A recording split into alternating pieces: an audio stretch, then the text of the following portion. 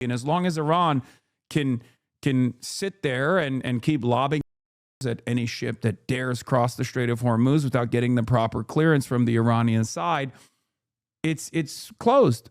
The Strait of Hormuz will remain closed. America cannot successfully attrit the Iranian ballistic missile capabilities, the Iranian drone capabilities. It's just not going to happen.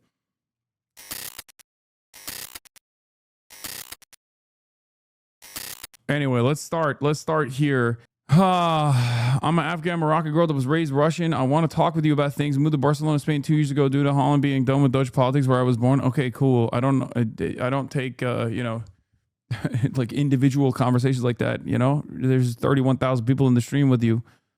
This news coming to us from a news agency linked to the Revolutionary Guard Corps in Iran.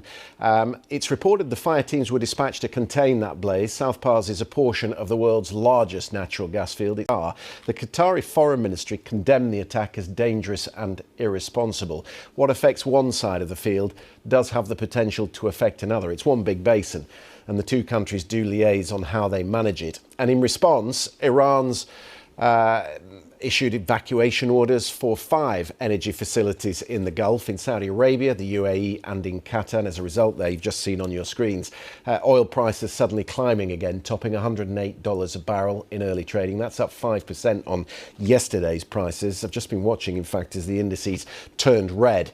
The benchmark for UK gas price also rising by nearly 6%. Let's bring in our North America business correspondent, Samira Hussain. And the reason for that, not least the retaliation that Iran is promising, Samira, is because this gas field, it is one. And if there's a fire at one side, as I say, it potentially has an impact on the other side of the gas field. Right. So the enormity of this kind of an attack, because it has such a cascading impact on a large swath of Iran's oil and gas reserves, it really could have quite a huge impact in terms of how much oil is getting out of Iran.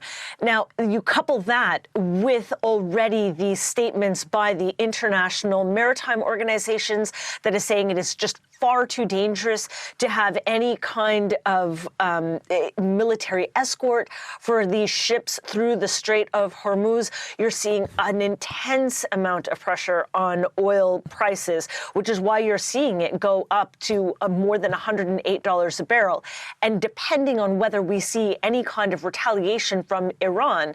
Do you think there's an off-ramp left? There's always an off-ramp. It's just entirely dependent on if America allows Israel to if America cuts Israel out of the equation, there's your off-ramp, right? The off-ramp will never happen as long as Israel is still leading the pack. I think Israel doing this unironically will create an off-ramp because like Israel, with collaboration with the American government, by the way, at least according to Barack, Israel's most loyal soldier, Ravid, Barak Unit 8200 Ravid, reported that this was in partnership. This strike on the Iranian gas fields was actually in partnership with the American side, or at least they informed the American side that they were going to do this, and they were not stopped, right?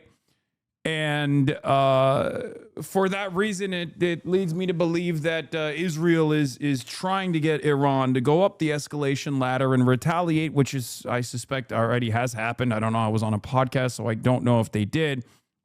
But like America might come out and say, we didn't authorize this. But as long as they don't actually stop Israel, or as long as they don't actually turn around and restrain Israel in some way, it's utterly irrelevant. And Iran, I suspect, is already striking back, which will absolutely melt the energy markets because, you know, it's tit for tat. It's tit for tat. Israel doesn't want an off-ramp, and the faster America recognizes that, or the faster they understand that this is going to be punishing for them, the easier things will be. This is the goal of the Iranian government right now, which is to offer enough of a military deterrence going up the escalation ladder as they get hit over and over again. to literally strike at the heart of capital. Capitalism is very powerful. It's a domineering force. It's the hegemonic cultural attitude. It's the economic organization around the globe, right? But capitalism is also very weak at moments like this. It creates an opportunity for countries, imperialist acts, by not just directly punishing people militarily, punishing troops militarily for invading their country, but also hitting the center of capital. And the Gulf assets sitting right there within striking distance of Iranian missiles creates a unique opportunity. And that's exactly what's going on. I mean, Iran did not do this up until this very moment, partially because they wanted to wait, partially because they thought, hey, we're going to be restrained. As long as you don't hit our refinement processes, we won't hit the other refineries. But obviously, there is a lot there are targets that they could strike that they haven't struck thus far. But now that they've been hit, of course, Moin Rabbani has L-takes on Iran. I don't think so. Israel has just bombed Iran's largest natural gas processing facility in the Bushehr province. Israel stated that it conducted this attack in full coordination with the United States. The attack is consistent with Israel's strategy of aiming to destroy not only Iran's military industries, but also its industrial base and its economy. Israel's objective is not regime change, but state collapse. In this particular case, there is, I believe, an additional motivation behind the Israeli attack. Iran has repeatedly indicated that if its energy infrastructure is attacked, this crosses a bright red line, and it will retaliate with attacks on energy infrastructure throughout the Persian Gulf. If Iran does indeed respond in this manner, the prospects of direct participation in this war by the Gulf Cooperation Council states, the GCC, increases significantly. This is exactly what Israel would like to see, and would also explain why the U.S., which previously counseled against such attacks, now supports them and participates in their execution. This attack is not only a demonstration of the U.S.-Israeli capabilities, but also of U.S.-Israeli strategic failure and arguably of growing desperation as well. I think so. I think this is the correct analysis. I think the situation has gotten to, the situation is completely outside of the control of the Americans at this point, and they're actively trying to bring in other regional partners and even global partners to try to create the necessary diplomatic pressure against Iran, because they understand that they cannot open the Strait of Hormuz militarily. And as long as Iran can sit there and keep lobbing at any ship that dares cross the Strait of Hormuz without getting the proper clearance from the Iranian side, it's closed. The Strait of Hormuz will remain closed. America cannot successfully attrit the Iranian ballistic missile capabilities, the Iranian drone capabilities. It's just not going to happen, right? And here we are, another massive escalation that will then have massive consequences after the Iranian retaliation that already started, massive capital consequences, massive consequences in terms of the energy markets and the price of energy in general. But we can probably see those prices going up even higher. Yeah, Germany's Friedrich Merz has been speaking in the last hour, Samira, saying that it's to everyone's detriment, this war, and that is reflected. And yes, the secondary impact here that you also have to consider is that it is in Israel's best interest, at least in the short term and maybe in the long term, whatever their design is, to cripple the Gulf as well. So if Iran and the Gulf states are fighting amongst themselves, that's also an upper hand for Israel. Israel wants no Iran and a weakened Gulf, right? A weakened Gulf is much easier to dominate. A weakened Gulf is much easier to dominate. It actually boosts Israel's capabilities in the region. It actually makes Israel play a much larger role in the region. This is the reason why Israel is the unsinkable aircraft carrier in a resource-rich region that America has always placed a lot of emphasis on. Israel has expansionist goals, as we know, and as long as there is no political pushback whatsoever from the weakened Gulf states that are terrified, then Israel can do whatever the fuck it wants. And so this is a mutually beneficial situation. And I'm sure Iran knows this as well. That's part of the reason why Iran has been somewhat restrained in their retaliatory strikes. And that was until this very moment where they did not light the refineries on fire. But now who knows where this goes? By this strike, because Iranian gas, which has been flowing to Iraq, has suddenly been suspended. So Iraq now suffering from presumably a gas shortage as a result of it in the energy markets by what is going on in that Gulf region. Absolutely. And if you look at the impact, especially when you're looking at the Asia-European sort of trajectory in terms of getting things out of that Strait of Hormuz, you're seeing quite an intense amount of pressure. Now, we know that some Iranian oil is getting out to other countries, that the other countries have made individual agreements with Iran for their ships. So, for example, India has been able to get some stuff out of the Strait of Hormuz, but it's really an ad hoc. And so it might be alleviating a little bit of pressure for some countries. It's not the kind of blanket movement of goods that we saw before this war. And of course, the concern is that these energy prices, if they continue to climb like this, it could push the entire world into a recession. A global recession is very much possible. Yeah, a lot of pressure coming from Washington, particularly on those NATO countries. I wonder if you could respond to this, Samira. We've just had this from Johnny Beale, our defence correspondent, who says John Healey, the defence secretary here, has had important discussions today with defence ministers from France, Germany, Italy and Poland on the Strait of Hormuz.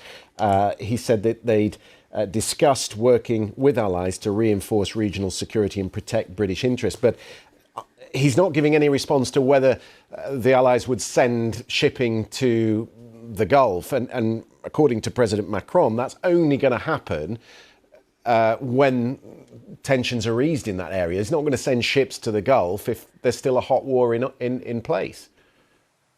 Well, absolutely. And I think that we've already heard from many of European countries saying exactly that they're not going to be going in to protect any vessels going through the Gulf region because it's frankly too dangerous. And we're seeing that international organizations are also saying that it's just frankly too dangerous. So what those discussions are is, it's interesting to know that they're having these discussions regionally amongst allies, but really the conversations need to be had with Iran in this case. I mean, there is a case to be made, as we've seen with other countries like India, who have made individual agreements with Iran to say, hey, look, don't target this particular ship.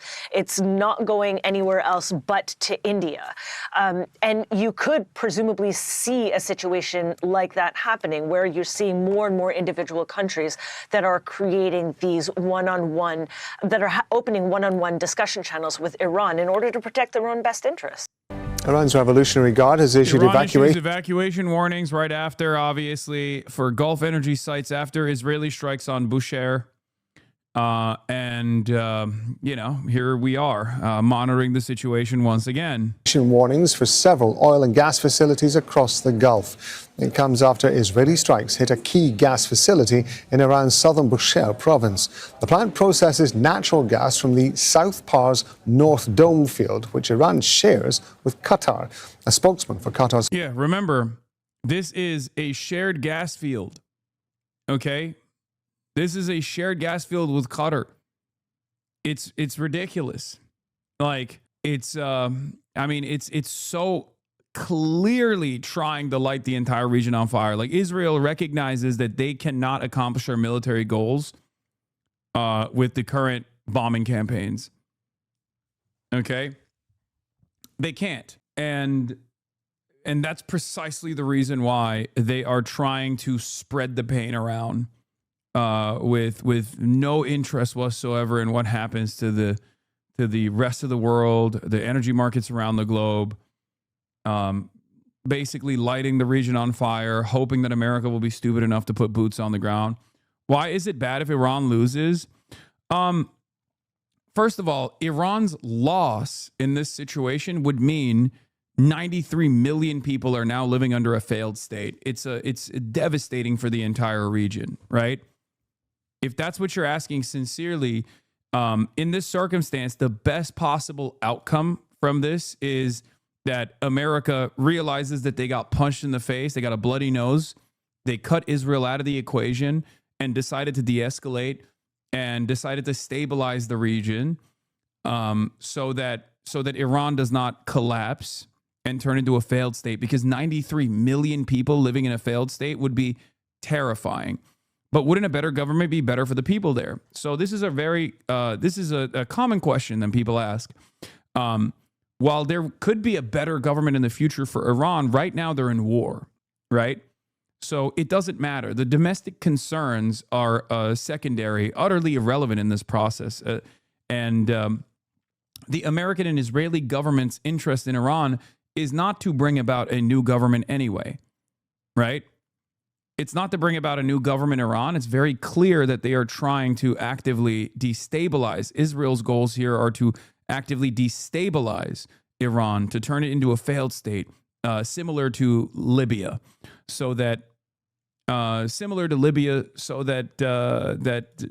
they are easier to dominate, so that they can't actually present any sort of response to Israel when Israel follows up on their expansionist agenda, right? Are you with AIPAC? What do you think? Foreign Ministry has condemned Israel's attack as a dangerous and irresponsible step. Well, the IRGC has named several facilities in Saudi Arabia, the UAE and Qatar, saying they will be targeted by military strikes in the coming hours. It said that repeated warnings had previously been issued to Gulf governments, accusing them of pursuing what it described as a dangerous path. We're live this hour with world correspondents in Tehran, Dubai, Ramallah and the White House. We're going to first to Tehran. We're going to speak to Mohammed Val. So we're hearing more about this targeting in the province in southern Iran. What do we know? Yes, we know that As-Salwiya in Bushehr has been attacked at one of the biggest oil and gas facilities in Iran, and that fire broke out in some sections of that facility. The authorities say they are putting the matter under control and that the area has been evacuated of the workers of the factory. But at the same time, Iran says this is a red line. The armed forces have issued an evacuation order for many facilities in the Gulf region. I'm going to tell you some of those, the names of some of those facilities. Al Jubail Petrochemicals in Saudi Arabia. Also the Samarf refinery in Saudi Arabia. You have Ras Gas Lafan in Qatar, and also other facilities in the same countries. So about 5 or 6 oil and gas facilities in the Gulf region are now under threat because the Iranian armed forces have said that in the next few hours they are going to... Another spider of the exact same kind just fucking came down on my desk and escaped. I don't know where it went. Remember that one spider that was like dangling over my head? Exact same spider.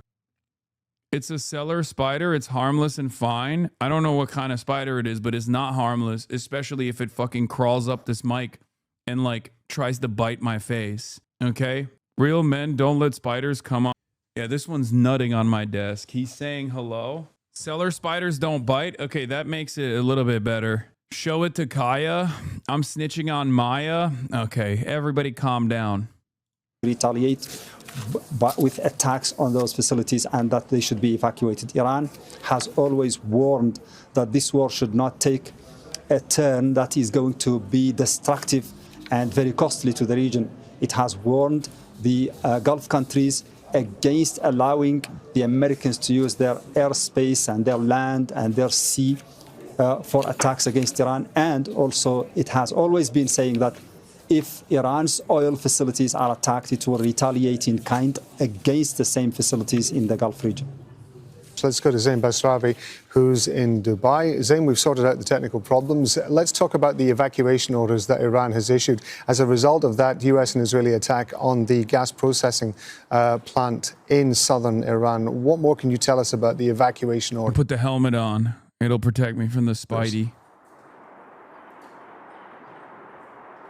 Well, we're 3 weeks into this war, and throughout the course of that time, GCC countries have seen retaliation from Iran in an escalatory manner.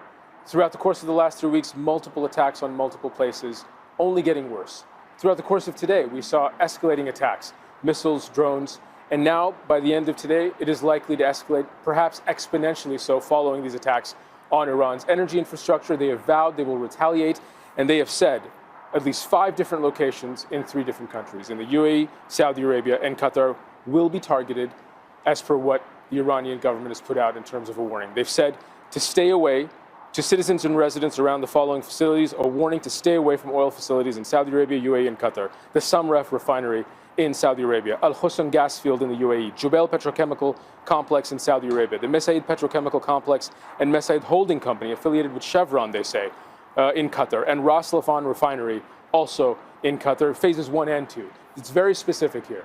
We should remind people that at the beginning of the war, in the first 10 days of the war, there were attacks on an oil refinery in Saudi Arabia, on Ras Laffan, the gas refinery, liquid natural gas refinery in Qatar. Iran denied being responsible for those attacks. They said they didn't do it. Now, whether or not you believe them, countries in the region didn't. They still accused Iran of carrying out those attacks. Iran denied it. Here, they're stating very clearly that we intend on targeting these locations and you should leave the area. And they have said, after repeated warnings given by Iran, that it would do this. Their energy infrastructure coming under attack, they're going to mete out a tit-for-tat response. Now, we also have a reaction from Qatar's foreign ministry, the spokesman Majid al-Ansari, reacting to this, saying the Iran South Pars field being targeted by Israel, which extends into Qatar's North gas field. It is a dangerous step. Targeting energy infrastructure is a threat to global energy security, the people of the region, and the environment. A very clear warning, a very clear reaction from Qatar's ministry. Couldn't this backfire and cause the GCC to pressure the USA to de-escalate? The GCC has no power. As long as this conflict continues, the GCC has no power whatsoever. They're just eating it. They're bullet sponges.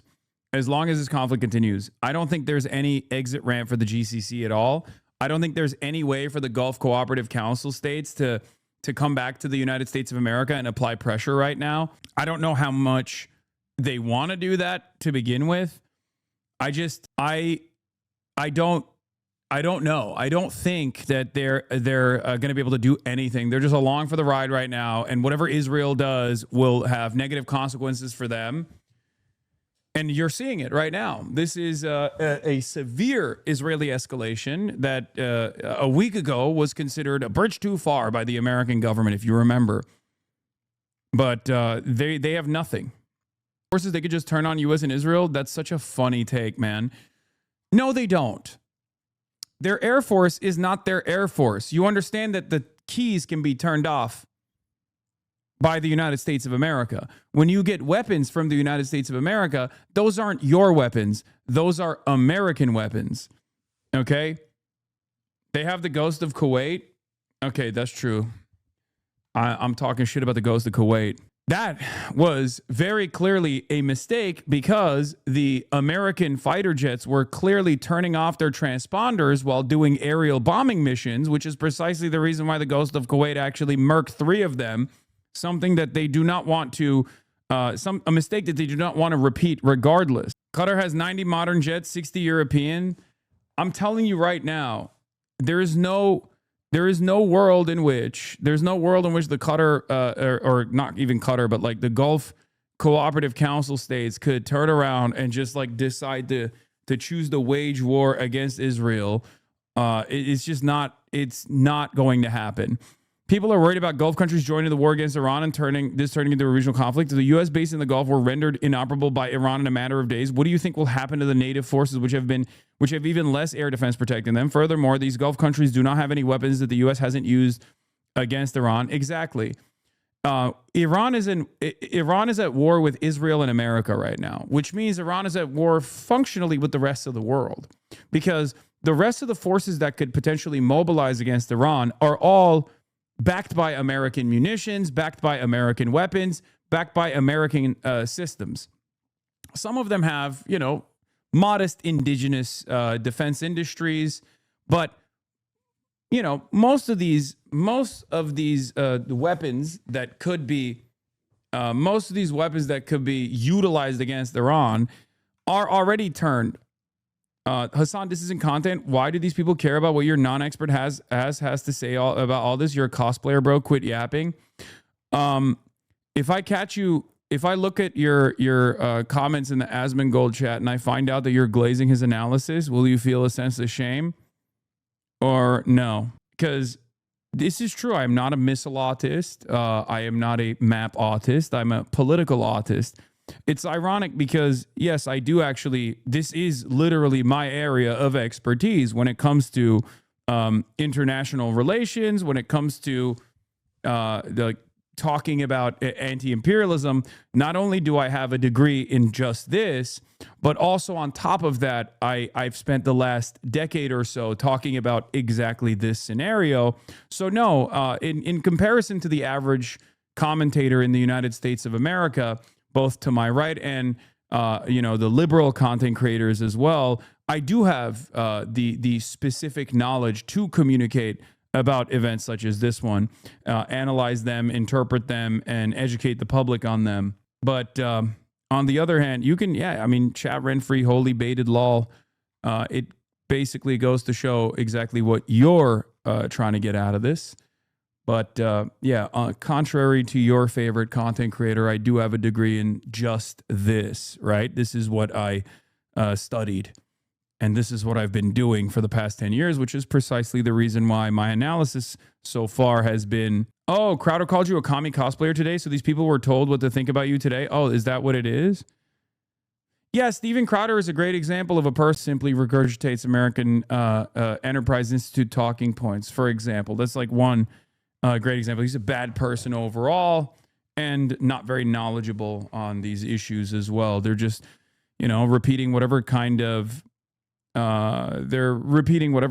talking points they're getting from, Israeli think tanks. So if you want to hear that, you can go and get that pretty much everywhere else on the internet. This is the one area where you will hear a sober assessment on the way things are going, which is precisely the reason why, if you're confused, a lot of people tune in here.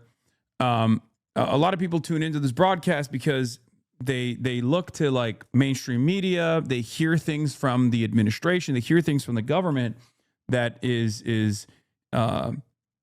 explaining a very different scenario than the one that's unfolding in real time. And that's precisely the reason why a lot of people come here and they're like, can this guy make sense of what I'm seeing and what I'm experiencing, as opposed to like what the government is telling me? Because the government is saying, things are great. We're winning the war effort.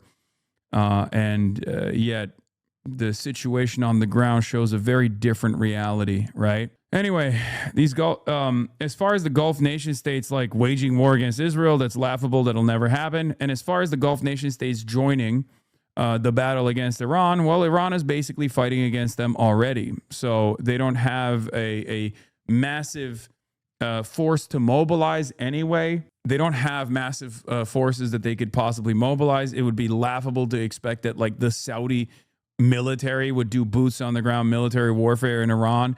That's even more laughable than the American troops landing on Iranian soil and conducting any sort of military operation.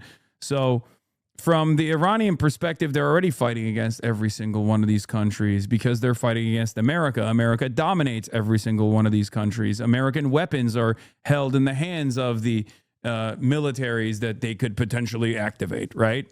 It's not going to happen. Foreign affairs there.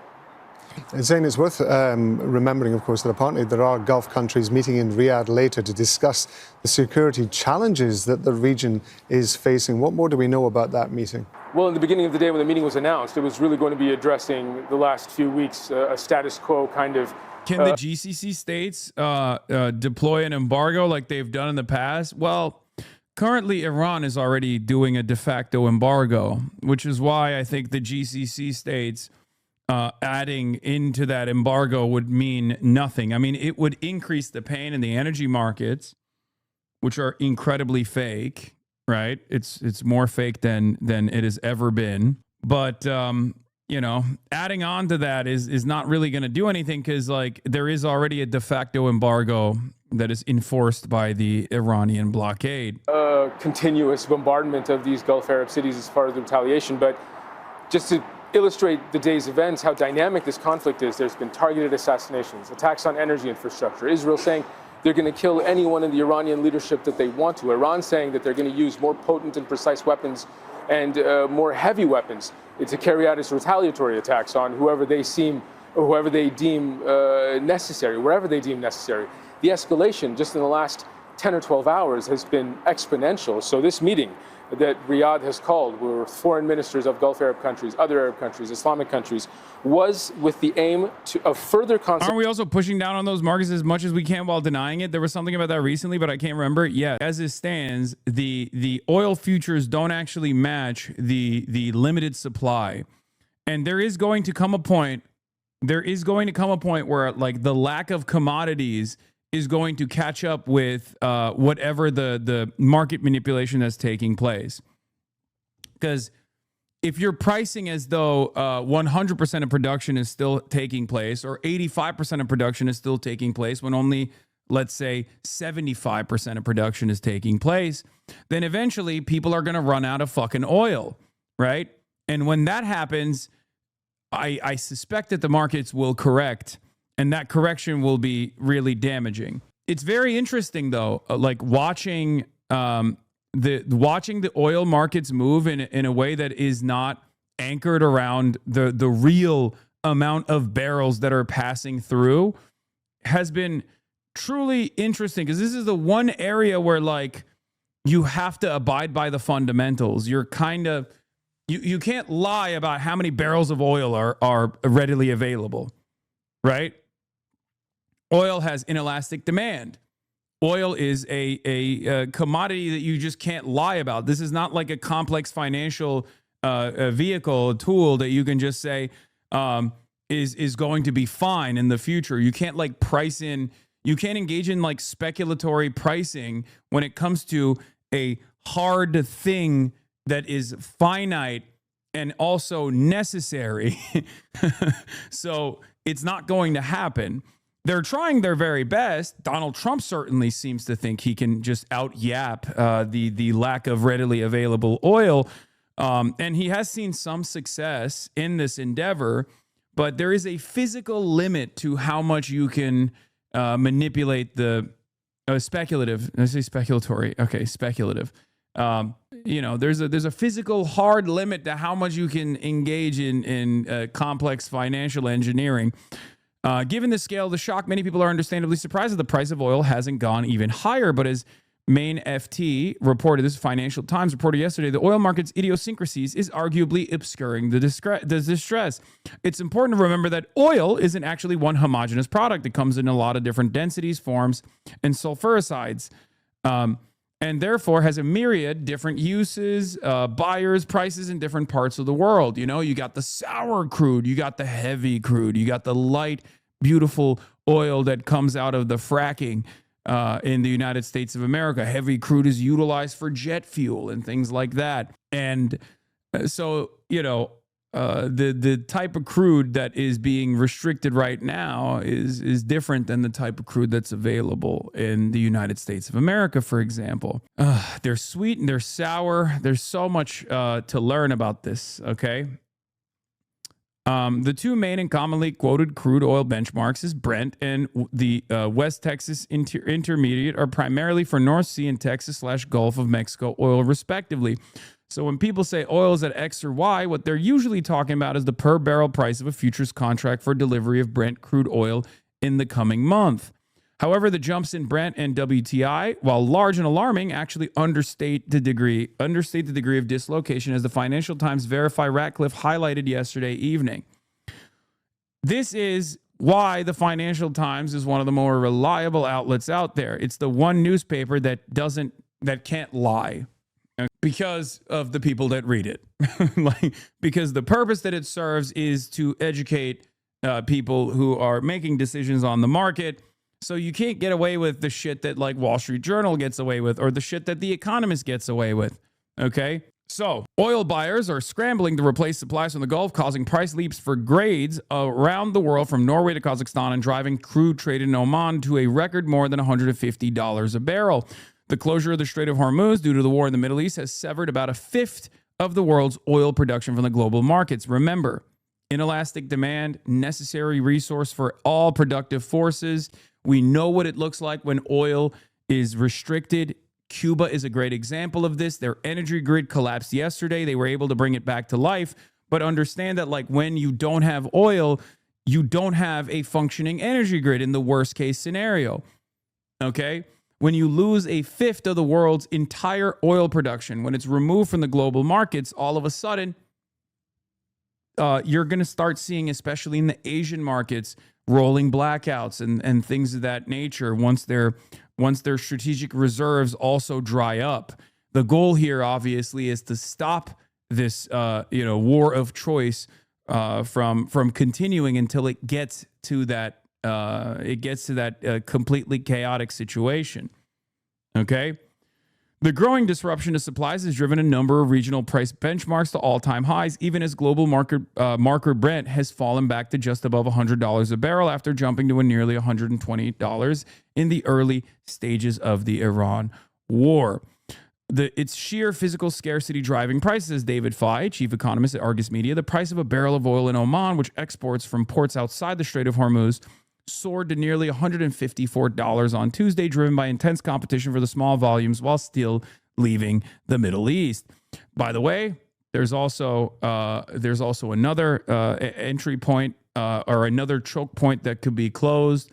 And that is, of course, the Ansar Allah movement. That's under the Ansar Allah movement. As easy to close that choke point as it is to close the Strait of Hormuz, of course, but the Ansar Allah movement could effectively create a de facto blockade in Bab el-Mandeb, which is the entry point into the Red Sea, or the exit point of the Red Sea.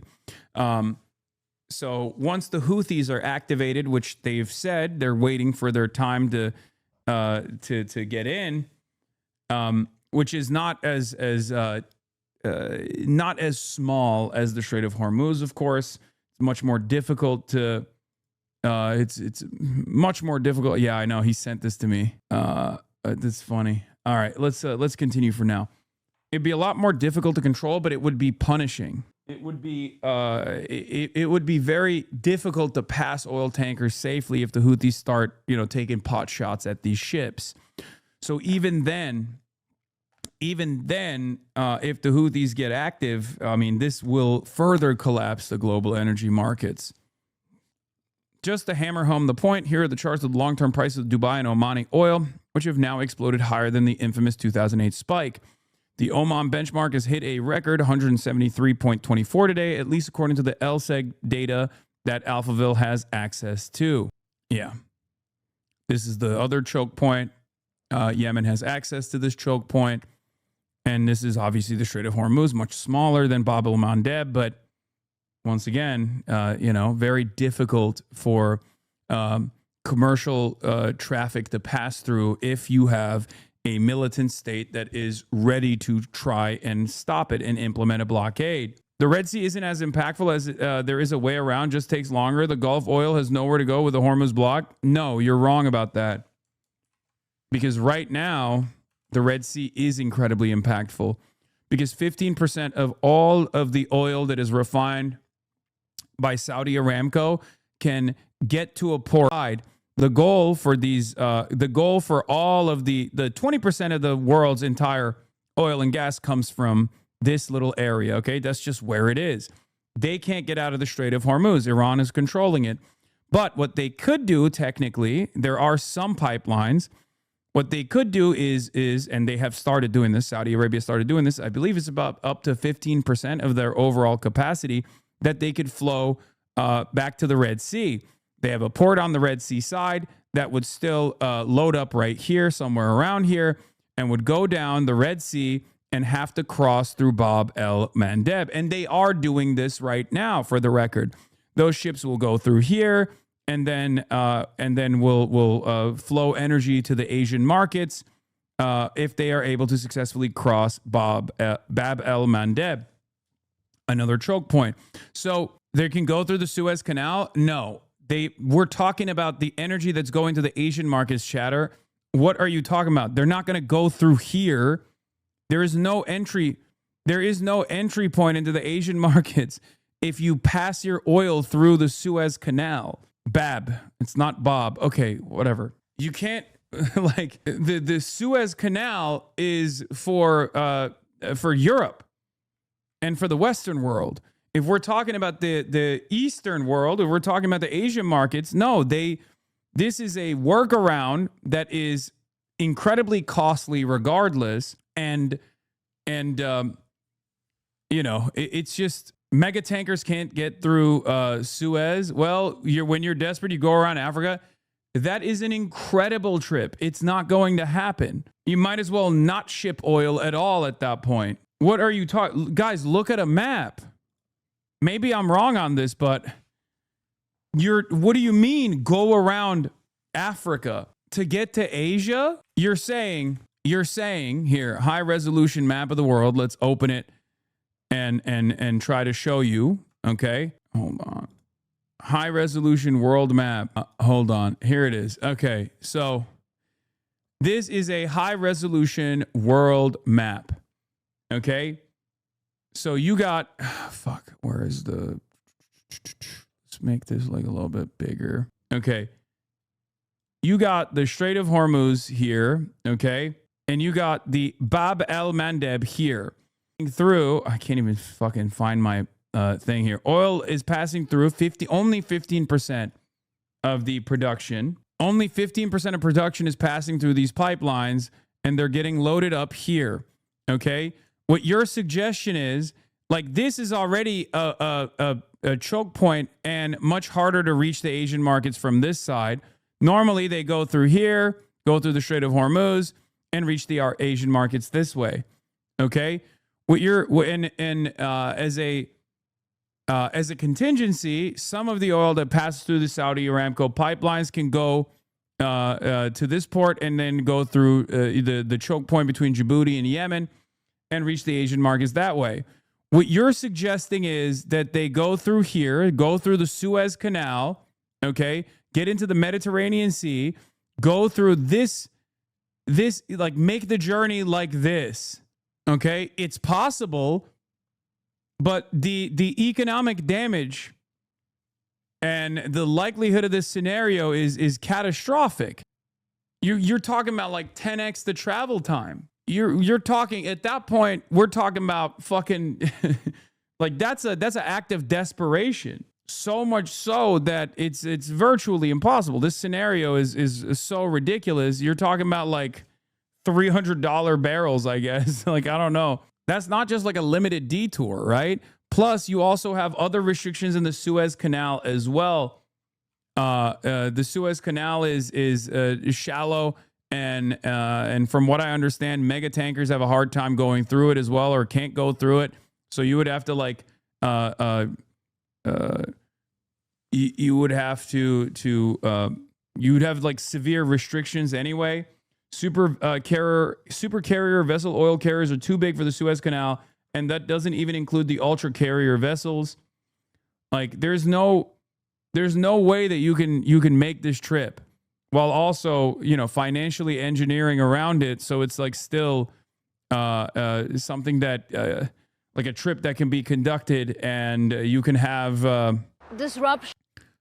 You can have like normal stabilized energy markets. It's cooked. It's cooked. In the Strait of Hormuz are forcing shipping companies to That's just wrong. You absolutely can make the trip via Suez. Okay, you're the oil nerd. That's 10 to 15 extra days of travel time is absolutely doable.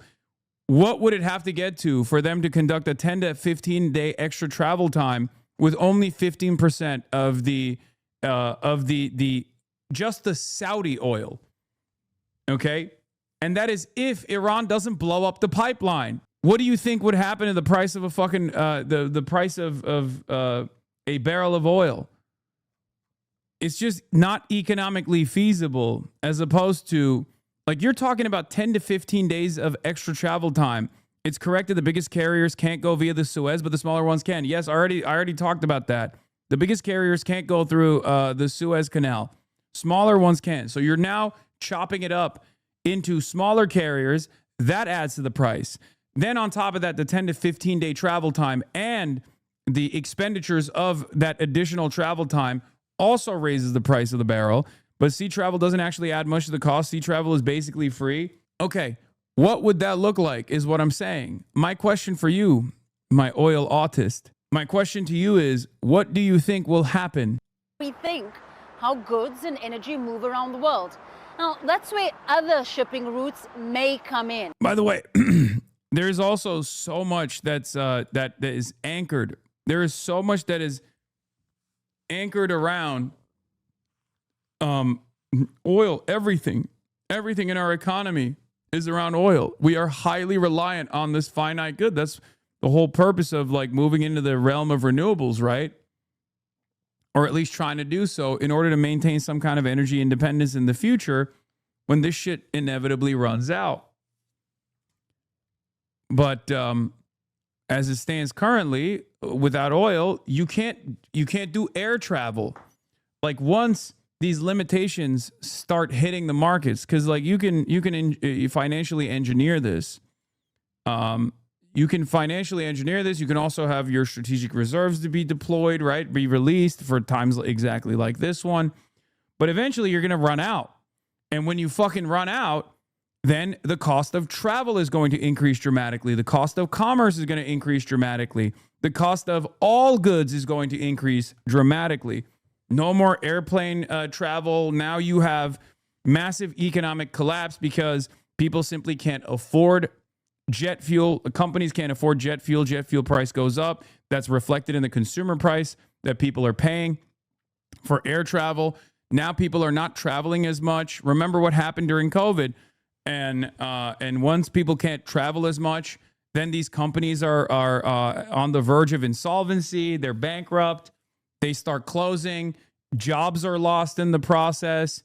First, there's a reduction in the workforce. Then there's like employees that are furloughed. Then employees are fired altogether. It will have a devastating domino effect on the entire the global economy. Instead of moving through the Gulf and onto the Mediterranean via the Suez Canal, some vessels are taking the much longer journey around the southern tip of Africa, the Cape of Good Hope. But the longer route increases travel by 3,000 to 5,000 nautical miles. That's 10 to 14 extra days of travel. That means higher fuel costs. In total, this detour adds about $1 million in extra costs per trip. Now, while port authorities here at the Cape Town port say they're ready to handle the additional traffic, ships that may take the Cape route are not stopping at these ports. It would take up too much time and cost more. The rerouting might offer some benefits to African ports, but that will be far short of the extra costs for shipping companies and their clients. Famida Miller, Al Jazeera, Cape Town. Yeah, it doesn't add virtually no cost. Of course it adds to the cost. It's not undoable. It's just not economically feasible. Breaking, the U.S. is accumulating forces for a weeks-long operation to take control of the Strait of Hormuz, according to Israeli assessments on Khan News. Unbelievably stupid. Going up the escalation ladder, I think it's going to lead. There's only two options out of this, man. I swear to God, either America is brought to heel if they continue down this escalation trap, or Iran completely collapses and it's a failed state and it has devastating impact. It has devastating impact in the region, which still renders commerce in the region unfeasible regardless. Do you understand? Because like when Iran is not stable, when it's a failed state, that's going to take at least a decade to solve, if you can ever solve it at all. 93 million people. You can't have the country that is slammed on one side of the Strait of Hormuz turn into Libya. This is functionally the same as Israel deploying a nuke. Yeah, for my Eurocuck chatters, kiss your European summer travel season goodbye. Global average jet fuel price rose plus 82.8%. Iranian missiles can reach the Suez Lull. Imagine if they fire it while there's a ton of traffic. There's no reason for Iran to strike at to Suez at all. at least for the time being. There's no reason whatsoever to do that. That would literally that would frustrate European partners even further. I mean, it's something that they can do. They have limited capabilities of reaching there. It's not the same as like holding the Strait of Hormuz, obviously, but that is like, what the fuck? How are you under 250K viewers, HasanAbi? This is big shit. Because everyone's on fucking autopilot, man. Everyone's on autopilot. They don't understand how these things. They only respond. They only respond to like immediate action where they're like, "Whoa, this is a big deal. Let me go tune into the HasanAbi broadcast." But like a lot of this stuff, especially here in the United States, is very far away from us, both as far as like physical proximity, but certainly far away from us because it's considered unthinkable. Like the American government will protect us. But the collapse is happening in real time. And it's, I wouldn't even say it's a slow burn collapse. It's actually much faster, much more accelerated than I could have ever imagined. But Americans are just like sleepwalking into complete collapse of the energy markets. It's very interesting.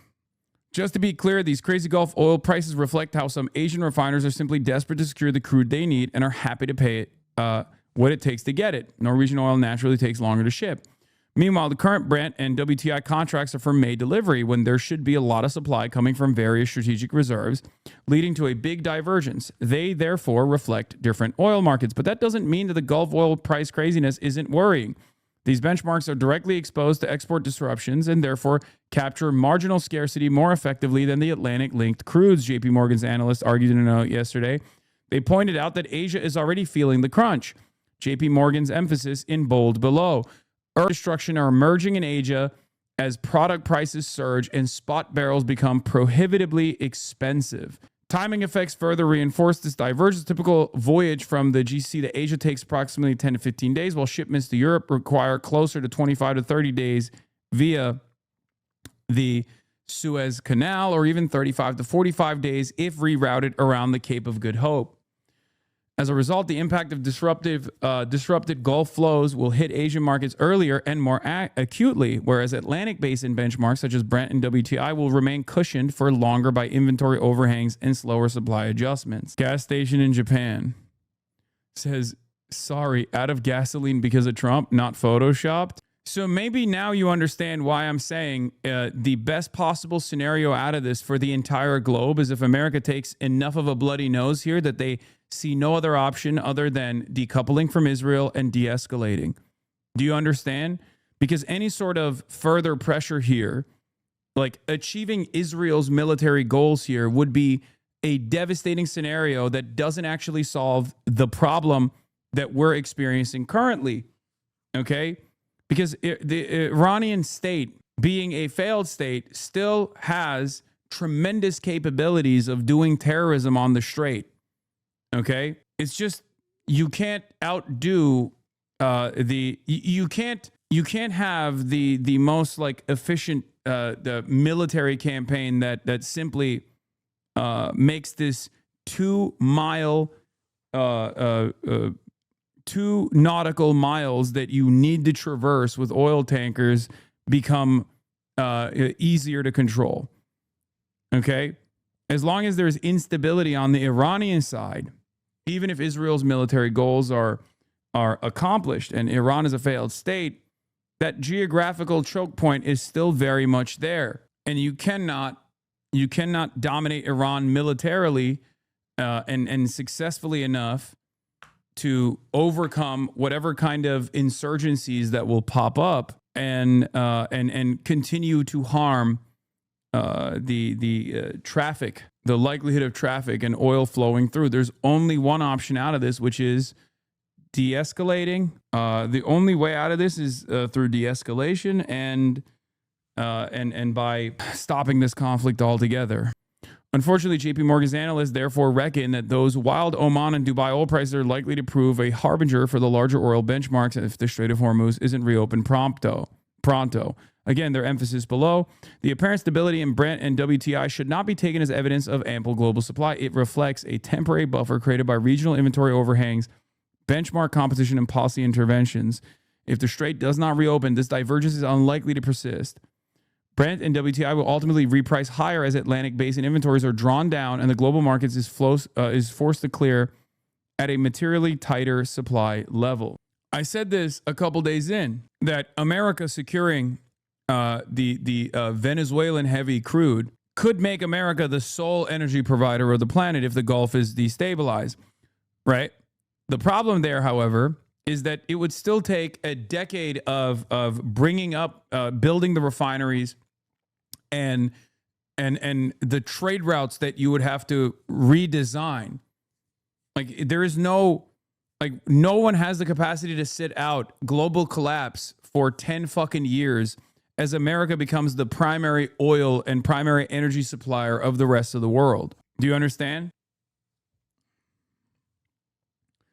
I mean, Canada has oil too, no? Yes, Canada has oil. You got Norway.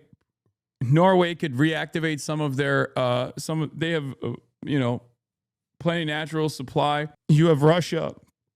But even then, these countries cannot make up for the existing supply routes. These countries cannot make up for the entirety of the Gulf falling apart, because that's even larger than just all the 20%.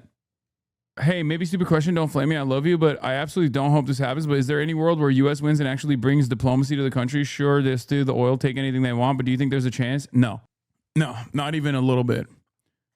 No, I mean, look at Iraq. No, not even a little bit.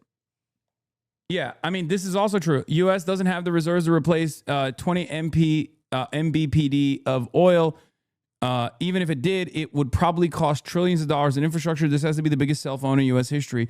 No, I mean, that's what I'm saying. Like, they would have to, it would take, there's a runway for this. Like, you have to literally design refineries. We have some refineries that handle heavy crude, right? We have refineries in the Gulf of Mexico, Gulf of America. We have refineries in California that can handle the heavy crude, but like, I think we would need to literally rebuild new ones, and that's not going to fucking materialize out of thin air, right? And it would still take a decade to match up what was passing through the Strait of Hormuz, and it would, refineries don't really handle lighter heavy crude. They mix. The issue is sulfur content. You would need to trade out of America. It's just not going to fucking happen. Some heavy crude is low sulfur, e.g. from Africa. Venezuela and Iran have high sulfur heavy crude. Like, what are we even supposed to do right now? Just wait. Canada's oil sands are not profitable and shipped directly to the States to be refined. Small production that wouldn't make any difference for the rest of the system collapse. Yeah, it just doesn't. I'm trying to see like what the unlikely scenario out of this is. Like, what could be a materialist reason for why America is doing this? Is there a world where even the American oil giants benefit from it? I mean, obviously they benefit in the short term because the price of barrel goes up. Their supply is not disrupted at all. And they can make a shit ton, right? They can make a shit ton of money in the short term. But like in the long term, the entire energy grid collapses. It's like the petrodollar collapses.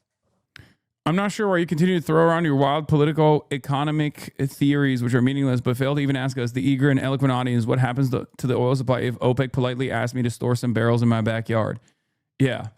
Hold on to your oil, dude. Just buy a couple barrels just in case.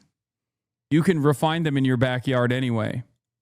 Consultation and coordination on ways to support the security and stability of the region. It's going to take on a great deal more urgency and immediacy now with these attacks lined up by Iran, planned for the coming hours. What the leaders in the Gulf Arab states, these people caught in the middle geographically and politically in this war, will be trying to do is bringing political pressure to bear, bringing diplomatic pressure to bear, to try to have the voice of reason rise up above the din of all this violence. But the reality is, the longer this conflict goes on, the more weapons that are used, the more severe the attacks are by Israel and the United States against Iran, by Iran in retaliation, the softer the voice of reason becomes. And that's really the challenge for Gulf Arab leaders that are continuing to push for diplomacy as a way forward. That's Zain Bashrawi breaking that down for us from Dubai. Zain, thank you very much indeed. It's unbelievable because like the solution is so clear. This problem did not exist. Okay. 18 days ago, this problem did not exist. We created this problem. Okay. And the easiest way to have avoided this problem was to tell Israel to fuck off. And we did not do that. And here we are, bouldering down the imminent crisis that we refuse to face. We shot ourselves in the fucking head. And now we're like, oh, I don't know how this happened. Now I have a fucking massive air hole in the back of my brain. Iran launching a deadly new wave of attacks across the region overnight. Multiple cluster munitions were intercepted over Tel Aviv in Israel, but one hit the home of a couple in their 70s, killing them both. Our Tom Sufi Burridge is there. You can see Qatar the apartment that was from its territory apparently as well. But like I said, even if they were to like join the war, right? Even if they were to join the war on the side of America, what are they going to do? They don't have anything other than America. It's just more America. Who's going to put their fucking troops, which they don't really have too much of anyway, in the line of fire now? At the behest of Israel? Good luck selling that. Americans don't even want to fucking fight for Israel. Now you're going to get the mercenary troops. It's a couple in their 70s killed here in what was a major barrage on Israel overnight. In Lebanon, Israel's campaign against Hezbollah intensifying, where more than 900... Dude, people are saying like Saudi's got a huge air force. What do you mean? Brother, what are you saying? That is just more America. You're joking, right? They couldn't even handle bombing fucking Yemen. What makes you think they can go up against Iran? Like, what is the UAE going to do? Hire every Colombian mercenary on the planet? Reroute them away from Ukraine to go and fight Iran? What are they? It's like, it's not magic. You know what I mean? There's no like magical solution to this. Israel and America have, you know, as it stands, one of the, if not the most powerful air force on the fucking planet. They've been bombing Iran endlessly. More Israel and more America is not going to solve the problem. Do you see what I mean? Unless you know something I don't, and the Gulf states have the power of alchemy, and they got like top-ranking jujutsu sorcerers or some shit that they're going to deploy on Iranian soil, it's not going to fix the fucking problem. Yeah, they're going to send in Leon Kennedy. 100 people have now been killed. The IDF demolished this entire building. Meanwhile, these fucking psychopaths the Israelis are also bombing the fuck out of Beirut. Okay, they're just like, it's so crazy to me that Israel in the middle of all of this is like, well, time to take over southern Lebanon in its entirety. Like, it's so psychotic. It's literally the same Nazi trap that Adolf Hitler fell in. It's very different than doing this to Gaza and Syria and Lebanon and fighting the network of resistance piece by piece, okay? Now you got Iran. Now you got Iran in the fucking equation. Iran has shut down the Strait of Hormuz. It's a very different scenario. In central Beirut, air emergency personnel searching the rubble for survivors. Israel gave the alert to evacuate an hour earlier, but that came at 4 in the morning. The In U.S. and Iraq, Israel couldn't militia take loyal these to underground Iran launchers unleashed out? yet What is this? Another attack on the U.S. embassy, the most serious since the war began. Flames could be seen inside the compound in Baghdad. A huge gun used to shoot drones out of the sky. And as the White House struggles to get allied help to open the... Iran is no Soviet Union and Hezbollah ain't no America. It obviously is clear to anyone with fucking any working brain cells that you don't have to be the Soviet Union to be able to disrupt the energy markets, brother. What are you talking about? Crucial US aircraft dropped multiple 5,000-pound bunker busters along the coastline. Yeah, nice CGI. Doesn't mean anything. Strait of Hormuz is still closed. Strait, which is a critical trade route for the world's energy supply, has been closed for 18 days, causing turmoil for global markets, sending the price of oil skyrocketing.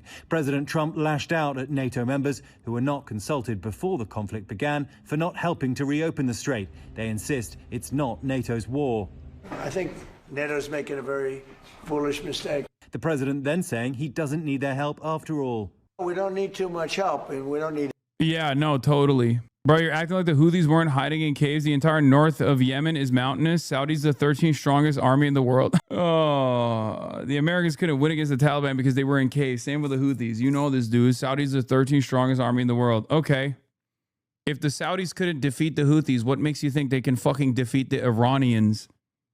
The IRGC is infinitely more powerful than the fucking Ansar Allah movement is. The Ansar Allah movement is a fucking... a paramilitary state pretty much that won the civil war with Iranian weapons that they were receiving. Iran is the country that was shipping the weapons to the Houthis. Sure, they're fucking steadfast and undefeated and they were able to push back, dig in and push back as the Saudi forces. They obviously won't beat them, but they'll be effective. Yeah, if they couldn't be effective with the Ansar Allah movement, they can't be effective against Iran. That's my point. Also, if you're riding this hard for Saudi Arabia, I suspect you're an oiler and you better be fucking subscribing and also showering the community with gifted subs. What the fuck is this? We got Saudi oil barons in the chat not even subscribing to the broadcast. It's crazy to me. It's madness. Also, once again, you think they're gonna fucking these are American weapons, so it's just more America. That's my point. Love you, bro, but you're acting like their army is the UAE's army, Lamau. Brother, what fucking Saudi national is gonna fly over Iranian airspace? Please, man. They literally stopped. They learned their lesson. Stop doing so. You think the Saudi nationals are gonna get on a fucking fighter jet and fly over the Iranian airspace? Or are you delusional? I don't think the Saudis would be on board with that at all. They're far too comfortable. Why would they fucking do that? Any help, actually. This as the US grapples with damage to its weaponry, losing over a dozen unmanned MQ-9 Reaper drones to Iranian fire in the 2.5 weeks since Operation Epic Fury began, each drone costing millions of dollars. And overnight, the International Atomic Energy Agency says Iran's Bushehr nuclear power plant was hit by a projectile. Iran says there's not been damage to the plant or any injuries, but the agency is calling for maximum restraint in order to prevent the risk of a nuclear accident. And these dramatic images from... Yeah, also the thought of like Saudi nationals getting into their fucking American fighter jets to go die on Iranian airspace at the behest of Israel is, I'm sorry, a little hilarious to assume. Like, that is crazy. Like, Americans don't even want to fucking do this shit, but they're cattle and you know, they're used to like blowing up brown countries and shit at the behest of Israel, sure. But like Saudi Arabia, like Saudi nationals doing this for Israel is a whole different predicament. Iran. Why wouldn't they? Are they anti-Semitic? Yes, America, the least anti-Semitic nation, of course, is gladly willing to die for Israel's goals. Saudis might be a little anti-Semitic and not want to die for Israel like that. Who knows? In the streets, videos circulating online show the Israelis turning their focus to local regime targets. The IDF says they've hit dozens of police checkpoints and vehicles in Tehran. Along with security chief Ali Larijani, Israel killed the commander of Iran's feared religious militia, the Basij, Gholam Reza Soleimani. He oversaw the brutal crackdown in January that left nearly 7,000 people dead. Now, the Israeli tactic seems to be to clear enough local systems of government repression like checkpoints and militia patrols. Yeah, this equation is really funny because NATO countries don't want their troops to die for Israel, okay? And you're over here being like, well, the Saudi nationals will do it. Like, that's an unbelievable scenario, brother. I'm sorry. It's unbelievable. I just don't think it's happening. To get Iranians out into the streets to protest and eventually bring down the regime. I think it's fair to say that's an optimistic scenario. As we saw in January, they would face enormous danger from Iran's security services. Robin? You're right about that, James. Thank you. It's been another day of airstrikes here, threats and renewed escalation. Israel targeted the South Pars gas field in the southern Bushehr province. It is shared by Iran and Qatar. It is a significant escalation. Israel also claimed to have killed another of Iran's leaders, Intelligence Minister Ismail Khatib, who was targeted overnight in Tehran. Hello, Hasan. I'm from the region. Your assessments are usually bang on, but you severely overestimate the Arab countries' own liberties to make choices based on their own interests rather than follow American orders. Wait, what? That's why I'm saying I don't think the GCC is going to cooperate with like any sort of military campaign on Iran. I might be wrong. That doesn't necessarily mean that there will be tremendous success there, but I just don't think, unless you misunderstood what I was saying, they will. So, okay. If America told them to, simple as, wait, oh, you're saying, well, no, you're wrong. You're saying they have no free will. Okay. So you're saying they have no free will if America tells them? No, they have been. America's been telling them to. They're not doing it so far. So you're wrong. Because you want to know why? Because it's not about free will. It's not about the sovereignty of the Gulf states. They are not sovereign. We know that already. It's about the capabilities. What good is it going to do if a bunch of fucking Saudi nationals die? Like, will America actually achieve its goals?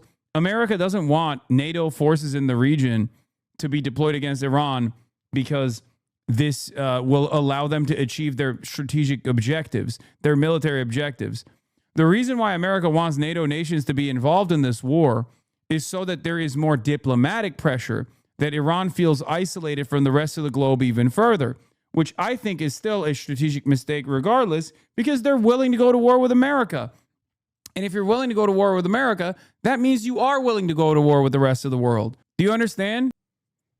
You're failing to consider Iran's domain expansion. Simple domain, bomb cutter. Yeah, simple domain, bomb cutter, bomb Saudi Arabia. That's their domain expansion, which they have been expanding. How are you going to Cuba if you have an American passport? Are you using a Turkish? What are you talking about? Cuba literally does not have any issues with American passports. You can go to Cuba right now. You can literally fly out of Miami to Havana right now, right at this moment. You can purchase flights right now from America as an American citizen and fly to Cuba. It's like a 1-hour flight. The war is already threatening the political economy and security model of the GCC states. It's a war they didn't choose, but they were pulled into, yet seeking a defanged and enfeebled Iran risks a wider, more destructive conflict. Also correct. One more likely to ultimately end in a state collapse and civil war than any form of stable regime change.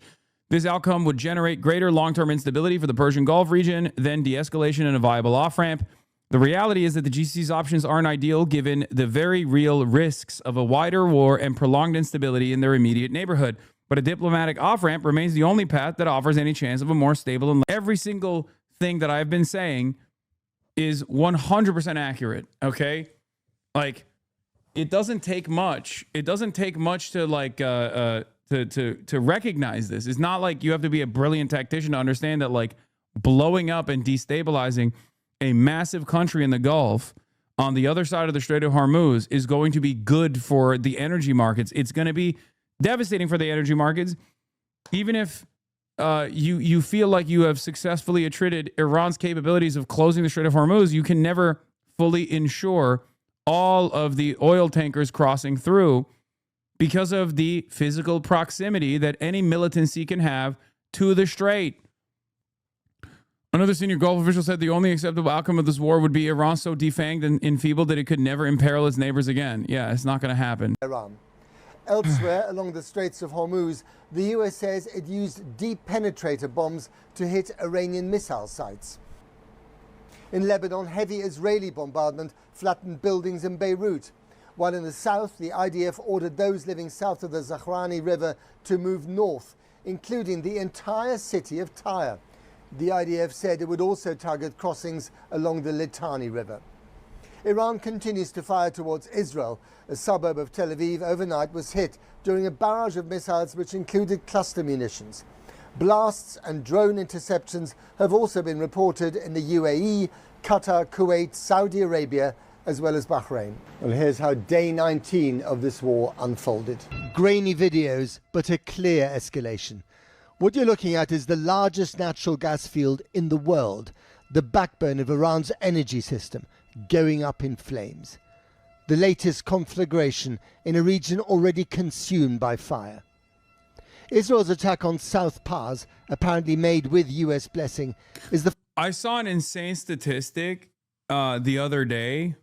That was that 27% of American debt, like overall historical debt, came from the 2 Trump terms so far. 27%. First time Iran's energy production facilities have been hit in this war.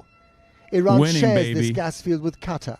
The destruction instantaneous, the consequences massive. Qatar's response, helpless outrage. Iran's threats against energy facilities across the region. And in the last hour, this attack on Saudi Arabia to prove the point. As a direct result of this action, the fuel, energy and gas infrastructure of the source of the aggression will be set ablaze and turned to ashes at the first opportunity. Their backs firmly to the wall, the Islamic Republic is burying its leaders at a relentless pace.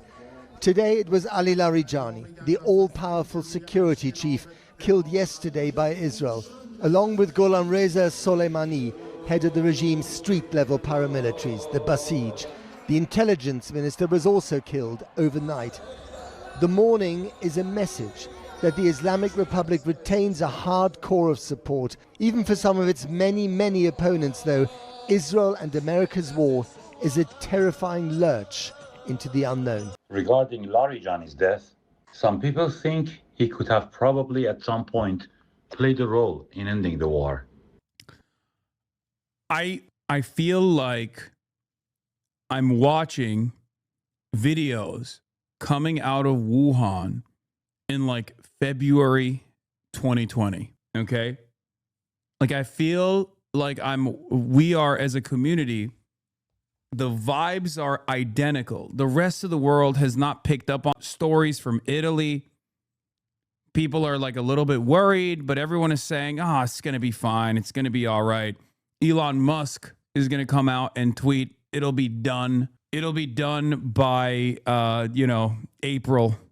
It'll be gone by April. It's just the flu. It literally feels like that right now.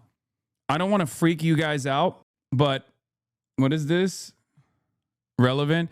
This time reminds me of how I felt at the beginning of COVID when it was clear everything would come crashing at a halt, but most people could not see it yet. Yeah. I'm glad other people are seeing it too. It's pretty wild. Do you mean a good outcome or a bad outcome is coming? There is no good outcome here, no matter what. There is the least bad scenario, and I've described it over and over again. The least bad scenario requires restraining Israel or decoupling from Israel altogether and actually de-escalating. Okay? That's the least bad scenario here. The most bad scenario is obviously nukes. The less bad, but still unimaginably bad scenario is Israel and America launch a war against Iran. Troops are deployed, coalition of the willing, NATO forces, boots on the ground, an extended conflict with no real solution, no immediate solution whatsoever.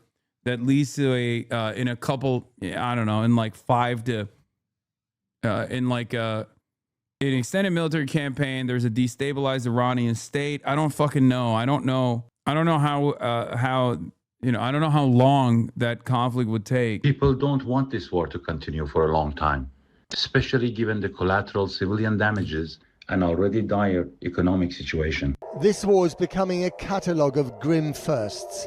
Here's another. Iranian cluster bombs raining down on Tel Aviv. These bomblets get released even when the missile carrying them is intercepted. In this case, the residential neighborhood of Ramat Gan, Eshel Street, corner of Haroe, 3rd floor.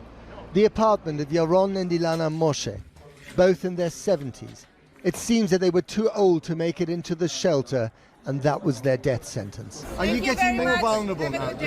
We've seen a decrease in the Iranian regime's fire. This is cope, by the way. Like this is cope. Like even the Western journalists are straight up asking like the Israeli officials, like, do you feel like you're less safe, less secure? And the answer is yes, because the Israeli defense capabilities are also not infinite. And the longer this goes on, the worse things are going to get.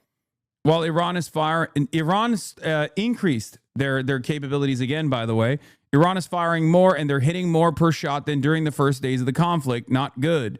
Like, remember, they hit a low point on day 8 and Israel and America was like, oh, by this standard, it's fucking over, right?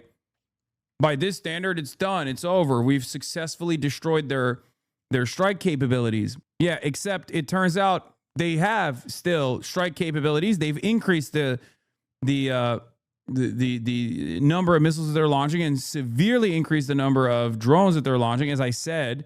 But we've seen an increase in their attempts to target civilians. We've seen an increase in their willingness to use weapons. I know we broached the subject before, but do you think there's any amount of penetration of Israel's previously thought to be ironclad defense that will turn Israelis against this war? I don't think so. I mean, if October 7, if the aftermath of October 7 showed anything, Israelis don't have a de-escalation button. They just, the more they get hit, the more they get bloodied, the harder they want to fucking fight. They're truly suicidal. They're fascist. It's a fascist country. This is how fascism works. There is no restraint. There's no restraint here at all. There is no interest in restraint here at all. Israel will not stand down. Israel can only be forced to stand down. And that's where America comes into play. That are a war crime to be used against civilians. Israel prides itself on defined normality. For the record, this is why I say that, this is why I have been saying that Israel is a Nazi state. Okay? Did the Nazis stand down? Or did they become increasingly more belligerent in their final days? Fascism is a suicidal ideology. Israel is a fascist country. Zionism is a fascist ideology.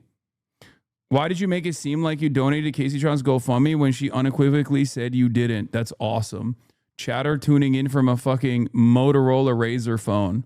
Japanese imperial battle 30 years after it's over. Sent from the year 2024 or 2025. Amazing. Enjoy $10 gas, Chatter. Manicures in the mayhem, a trim at the barber's, a breakfast at the neighborhood cafe, and a broad consensus. Yeah, Chatter's about to come in and be like, you know, it's really fucked up that you leased that Porsche, dude.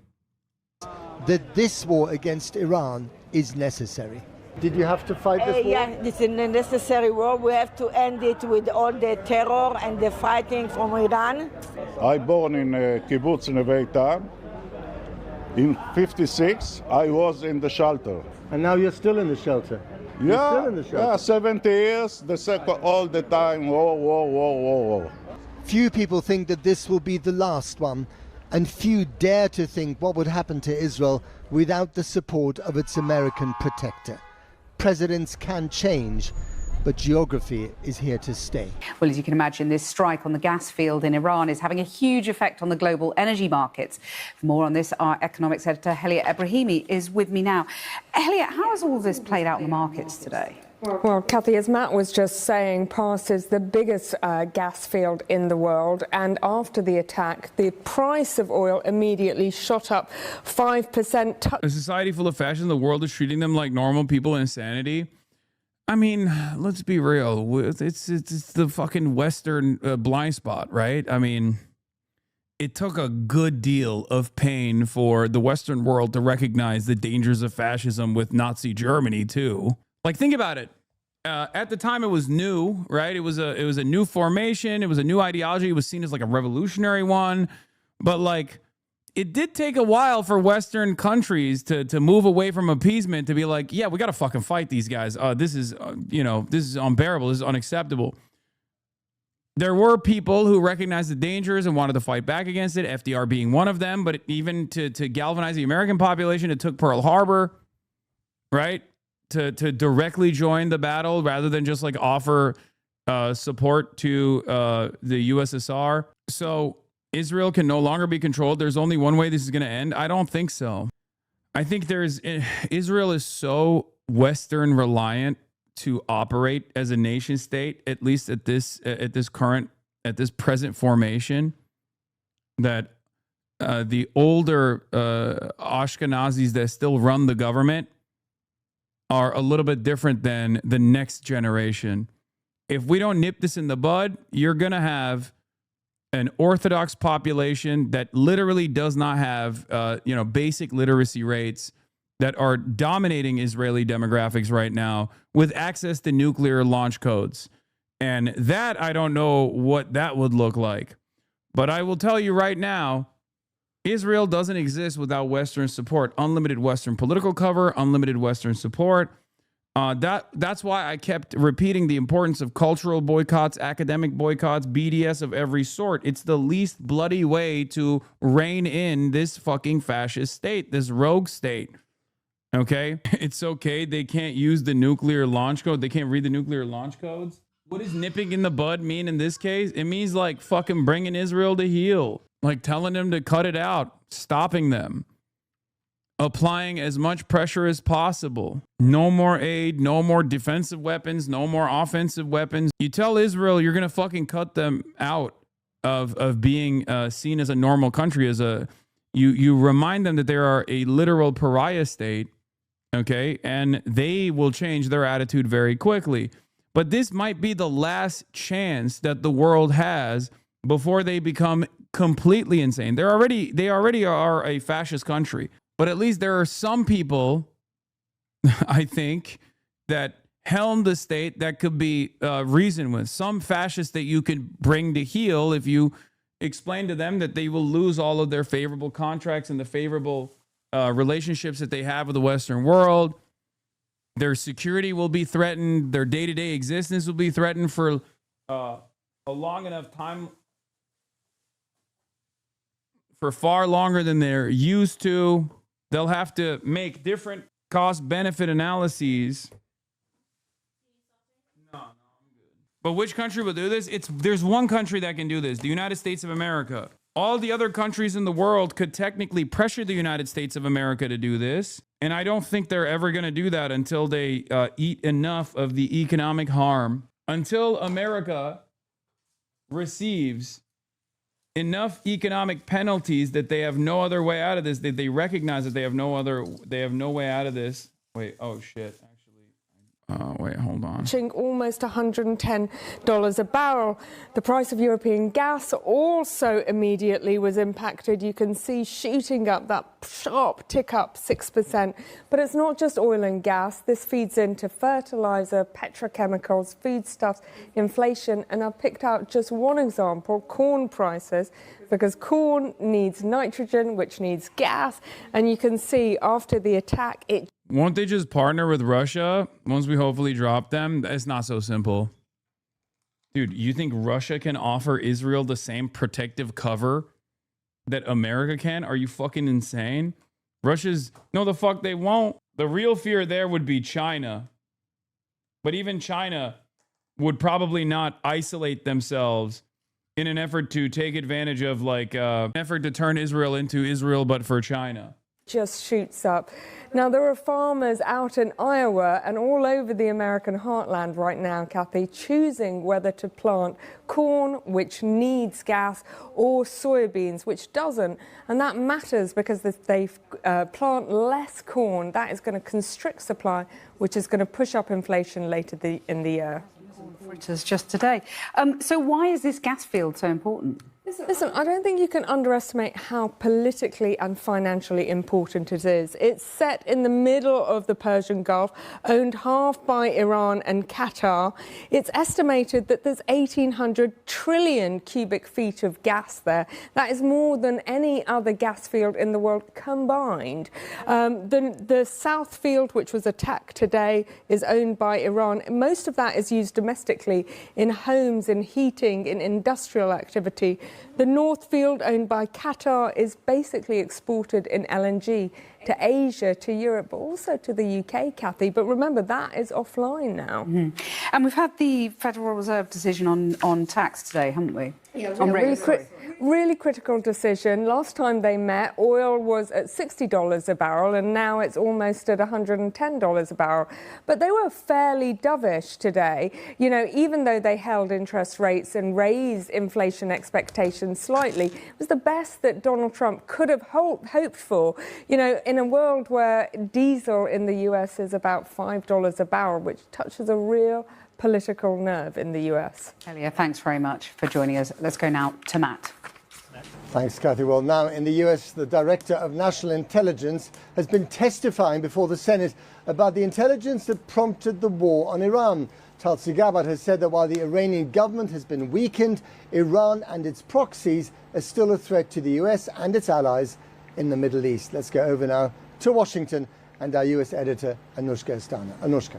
So yesterday we had a senior resignation, Trump's counter-terrorism chief, going and saying that there was no imminent threat from Iran. Now, that has turned attention from him, Joe Kent, to his boss, Tulsi Gabbard, who is the Director of National Intelligence. She's an interesting character, a former Democrat who switched to support Trump in part because she didn't believe in forever wars. She actually put on social media in 2019 that she didn't want Trump to go into a stupid and costly war in Iran. She called on people to join her in sending a message to the White House. The US must not go to war with Iran. So what is she thinking now? I sat in that hearing earlier, Matt, and I tried to tell, but she was being very careful with her language and her face was studiously neutral. I wished I could read her mind because it felt as if she was holding back. At one point, she said that she wouldn't answer whether or not the White House had asked for intelligence related to the Strait of Hormuz. And then there was another bit that was in a written thing she had submitted in which she said that last year strikes had obliterated Iran's nuclear capability and that they hadn't enriched uranium since then. She didn't actually say that out loud in her opening statement, but she was pressed on it later on. She did say it, and then she said it's up to the president to decide what is an imminent threat. Listen to what followed that. Was it the intelligence community's assessment that nevertheless, despite this obliteration, there was a, quote, imminent nuclear threat posed by the Iranian regime? Yes or no? It is not the intelligence community's responsibility to determine what is and is not an imminent threat. Okay. That is up to the president here's the problem. based on a volume no, of it is information. precisely. What are you saying? It is literally the only job. It's the one job. You have one fucking job, you animal. What the fuck are you saying? Yeah, no, the president could just like materialize threats out of thin air and we have to go along with it. Okay, fuck the intelligence community. There's no reason for any intelligence whatsoever. We don't even need to like make up fake intelligence to justify our actions. I guess shutter the operation entirely. The president makes unilateral decisions. One day he decides Iran is a threat. The next day he decides Greenland is a threat, and we just have to go along with it. Unbelievably fucked. Precisely your responsibility. So in truth, we don't know what Tulsi Gabbard is really thinking about this. And Matt, of course, I did try, as she came out of there, I tried to ask her again. Just have a quick look at asking her that question. Director, will you say that you support this Iran war? Do you support it? Could you say that? Now, look, she may just not have wanted to answer questions, but I thought it was interesting. This is a major moment for the US, and the Director of National Intelligence wasn't giving anything away. Anushka, thanks very much indeed. Well, in the last few minutes, there have been reports of explosions at Qatar's Ras Laffan gas field. Joining. I think this administration forgot why there's a separation of powers to begin with, why there's an intelligence community to begin with.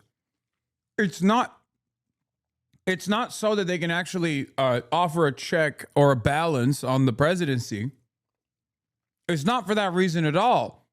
It's the perception of checks and balances that give people the confidence that the administration is moving in the appropriate way. So when you drop all of that, you have no confidence and therefore no support. You can't continue waging war like this with just the MAGA base. Something's going to give. When those gas prices start fucking blowing up in the United States of America, or even if you can overcome that with domestic production, let's say, and you offer price controls, shit like that, to stave off the cost of the pumps for Americans, what are you going to do with the rest of the planet when they just don't have oil? What are you going to do when the Asian markets do not have energy whatsoever? You're going to crater the rest of the fucking planet? Years and years of allegiances that played a formative role in making you the hegemonic superpower? I mean, good luck. Good luck, I say. Now from the Qatari capital Doha is Dr. Tanya Thafer, the Executive Director of the Gulf International Forum. Thank you so much for coming on the program. I mean, how existential is this attack on the gas field for your country, for Qatar? I'm actually just here in Qatar, but I would like to say that this is an important escalation for Qatar. Ras Laffan is extremely important. It's where it processes mostly all of Qatar's gas, and it was just hit by a missile within the last few minutes. You know, for Qatar, this is a very serious economic hazard.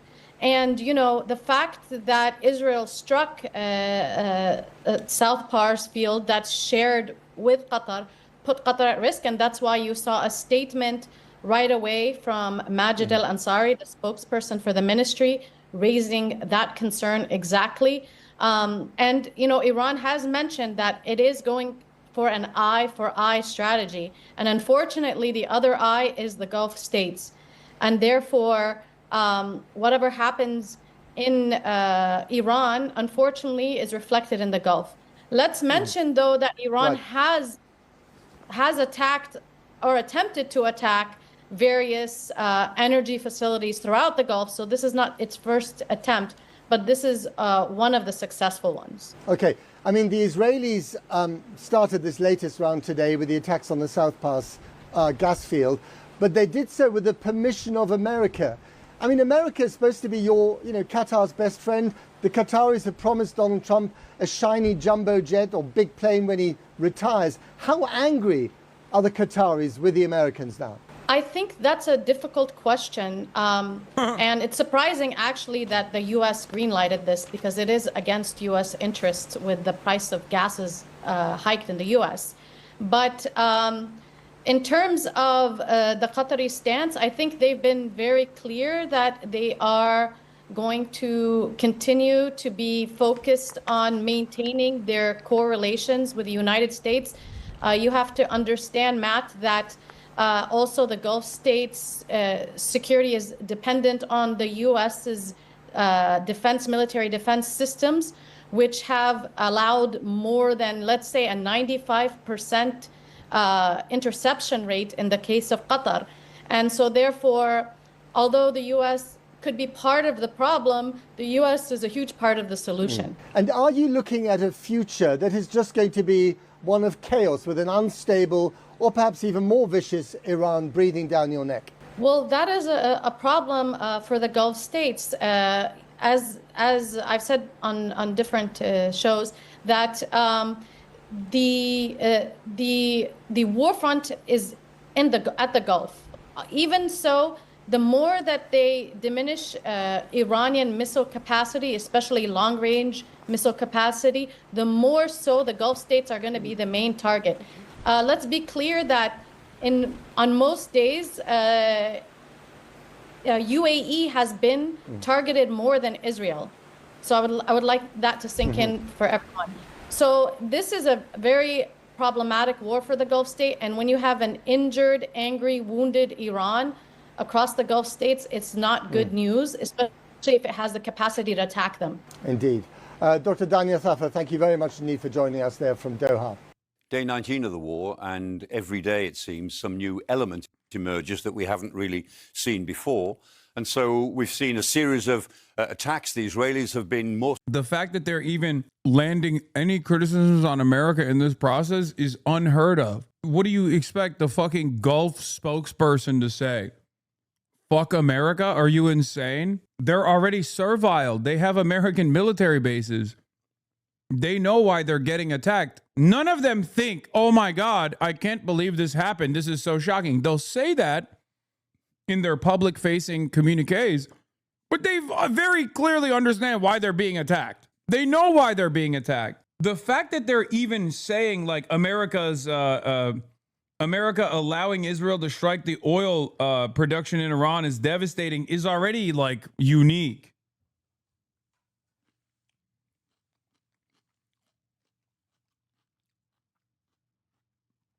It's also funny because, like, Israel directly struck Doha already.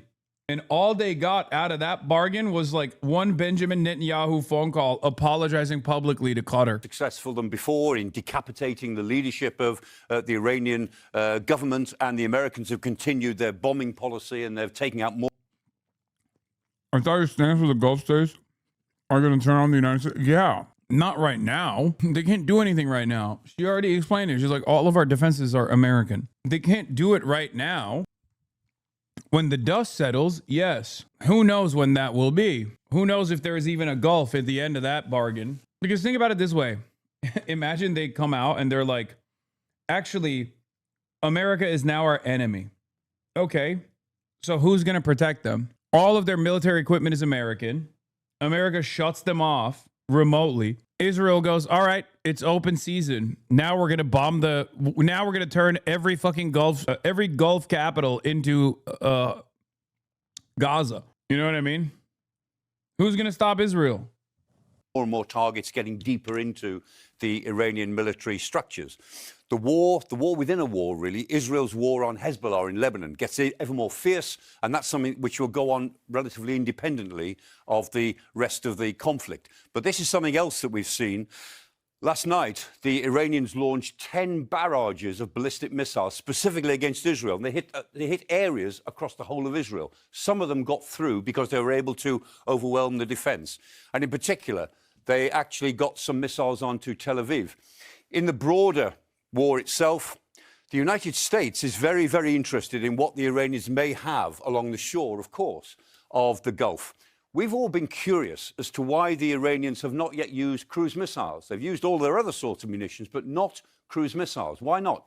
We think maybe it's because they've been holding them back for use against shipping in the Gulf, because cruise missiles are the best sort of anti-ship missile. They're very effective. Now, that's the theory. Last night, it looks as if the Americans decided to act on that theory. They deployed, they said, the Big Blue, the GBU-72, which is the bunker buster bomb, the bomb that can penetrate into the ground and blow apart underground storage facilities, headquarters, whatever they are.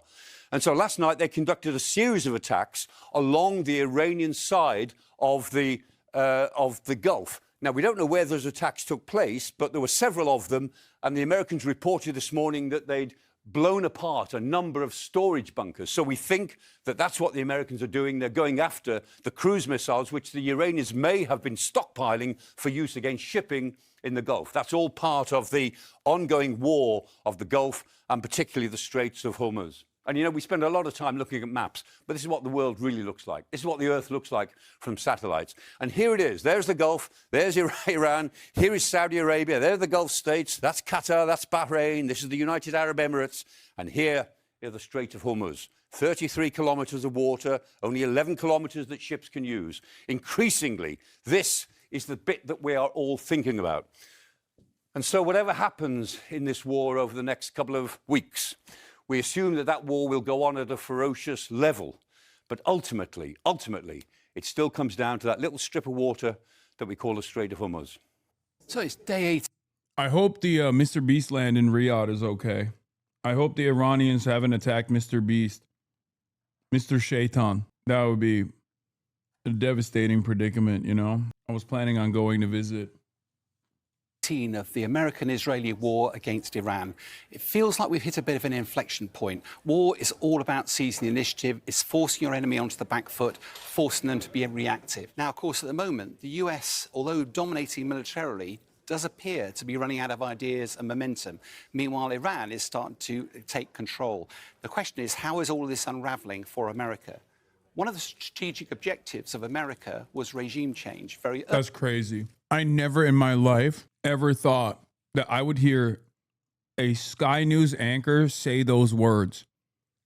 Insert foreign adversary, taking control over the battlefield, and America losing its grip. Do you understand how insanely fucked the situation has to be for a Western news outlet to state it like this? Trump blinks, no more attacks on energy. If daddy wants it, daddy will get it. And by that, I mean Benjamin Netanyahu. Early in the war, they took... Also known as Benjamin Deadenyahu. out Ayatollah Khomeini and a whole load of his senior leaders. But of course, very quickly afterwards, Mushtaba replaced the Ayatollah. And over the last 24 hours, we've seen two more leaders from Iran, Laranjani and Soleimani, both be taken out as well.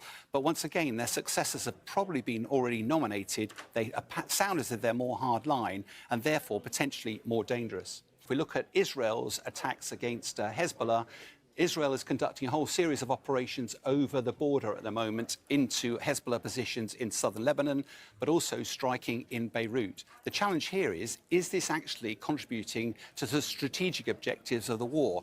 Is it actually helping regime change in Iran?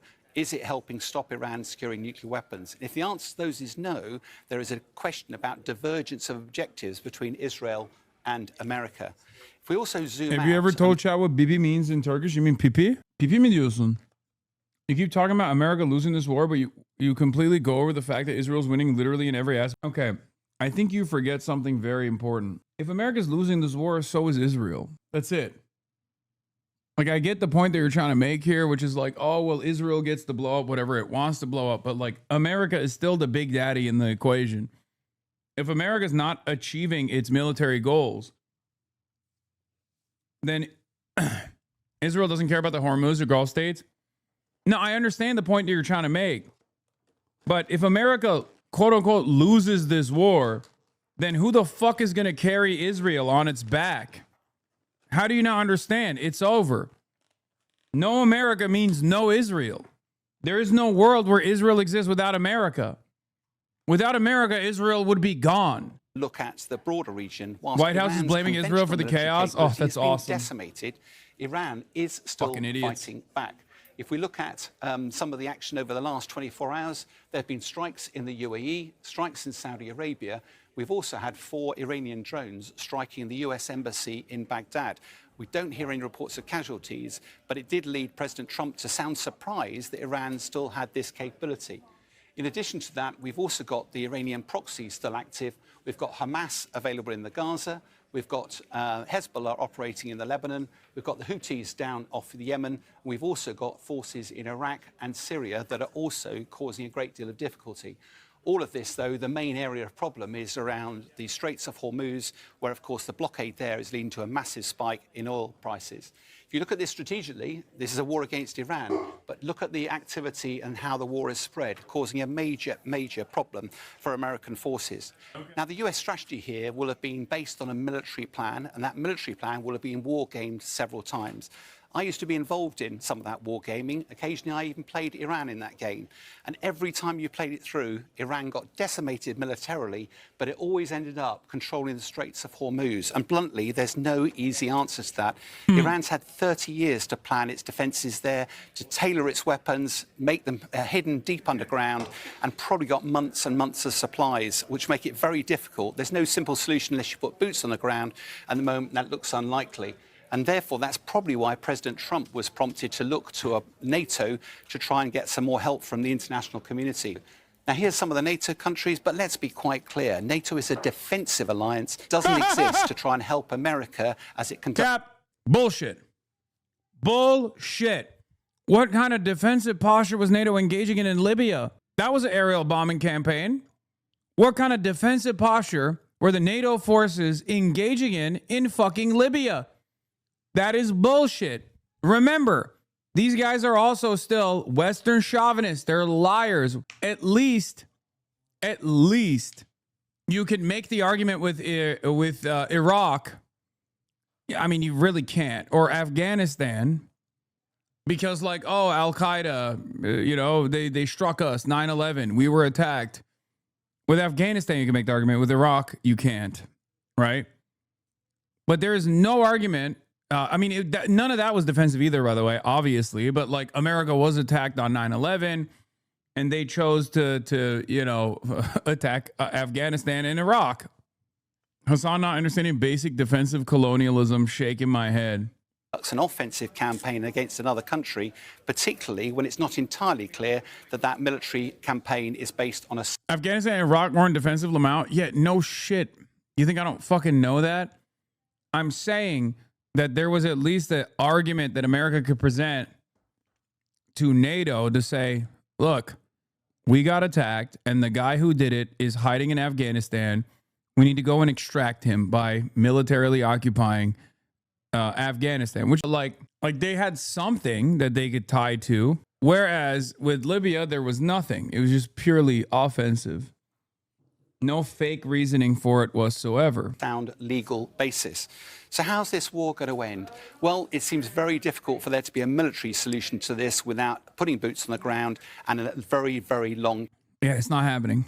As we've mentioned, 3 Dude, boots on the ground be crazy. of the most senior members of Iran's government have been killed by Israeli forces in targeted attacks over the past 2 days.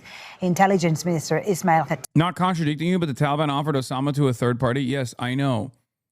Also, the Mujahideen initially wanted to give up Osama bin Laden, and we returned the favor by killing the fucking leader of the, what was it, like the Northern Territories? We literally played a role in the assassination of the leader of the Northern Territories, who I think he died on 9/10, and a month prior he had suggested that he could give up the Northern Alliance. A month prior to that, he suggested giving up Osama bin Laden before 9/11. Come on, say it.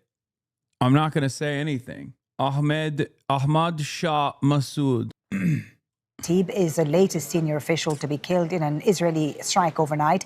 He previously worked in the office of the former Supreme Leader Ayatollah Ali Khamenei. On Tuesday, Iran's security chief Ali Larijani was... Like, Israel is going back to, business as usual here, which is crazy. Tremendous civilian penalties, by the way. Tremendous civilian casualties. Like the Basij guy that they killed as a bus was passing by. Okay? They blew up a fucking commercial bus, right? And and the thing is, these targeted killings don't actually have any function. It does not achieve any military objective at all. And they're just kind of doing it for fun at this point. That's it. That's it. They're just doing it because they're bored. Oh, fuck. Yeah, on NATO and Libya, never forget that when the U.S. and NATO invaded, bombed, and regime changed Libya, they did it in the name of human rights, and in the process transformed one of the most developed countries in Africa into a place riddled with civil war and infamous for open-air slave markets. This is a fact, by the way. It was investigated and reported by several major news agencies. CNN even filmed one of the slave auctions, and it's not a minor thing. It has been documented in many known locations where auctions were set on regular schedules. I'll never forget the reporting, because in most cases, the journalists totally failed to draw any connection to the NATO invasion. It was just, wow, look at this extremely evil thing. Oh, well, moving on. Refusing to mention that the evil was 100% brought about by the US, UK, Canada, France, etc. It cannot be emphasized that states of the imperial core care about human rights in the global south is an extraordinary farce.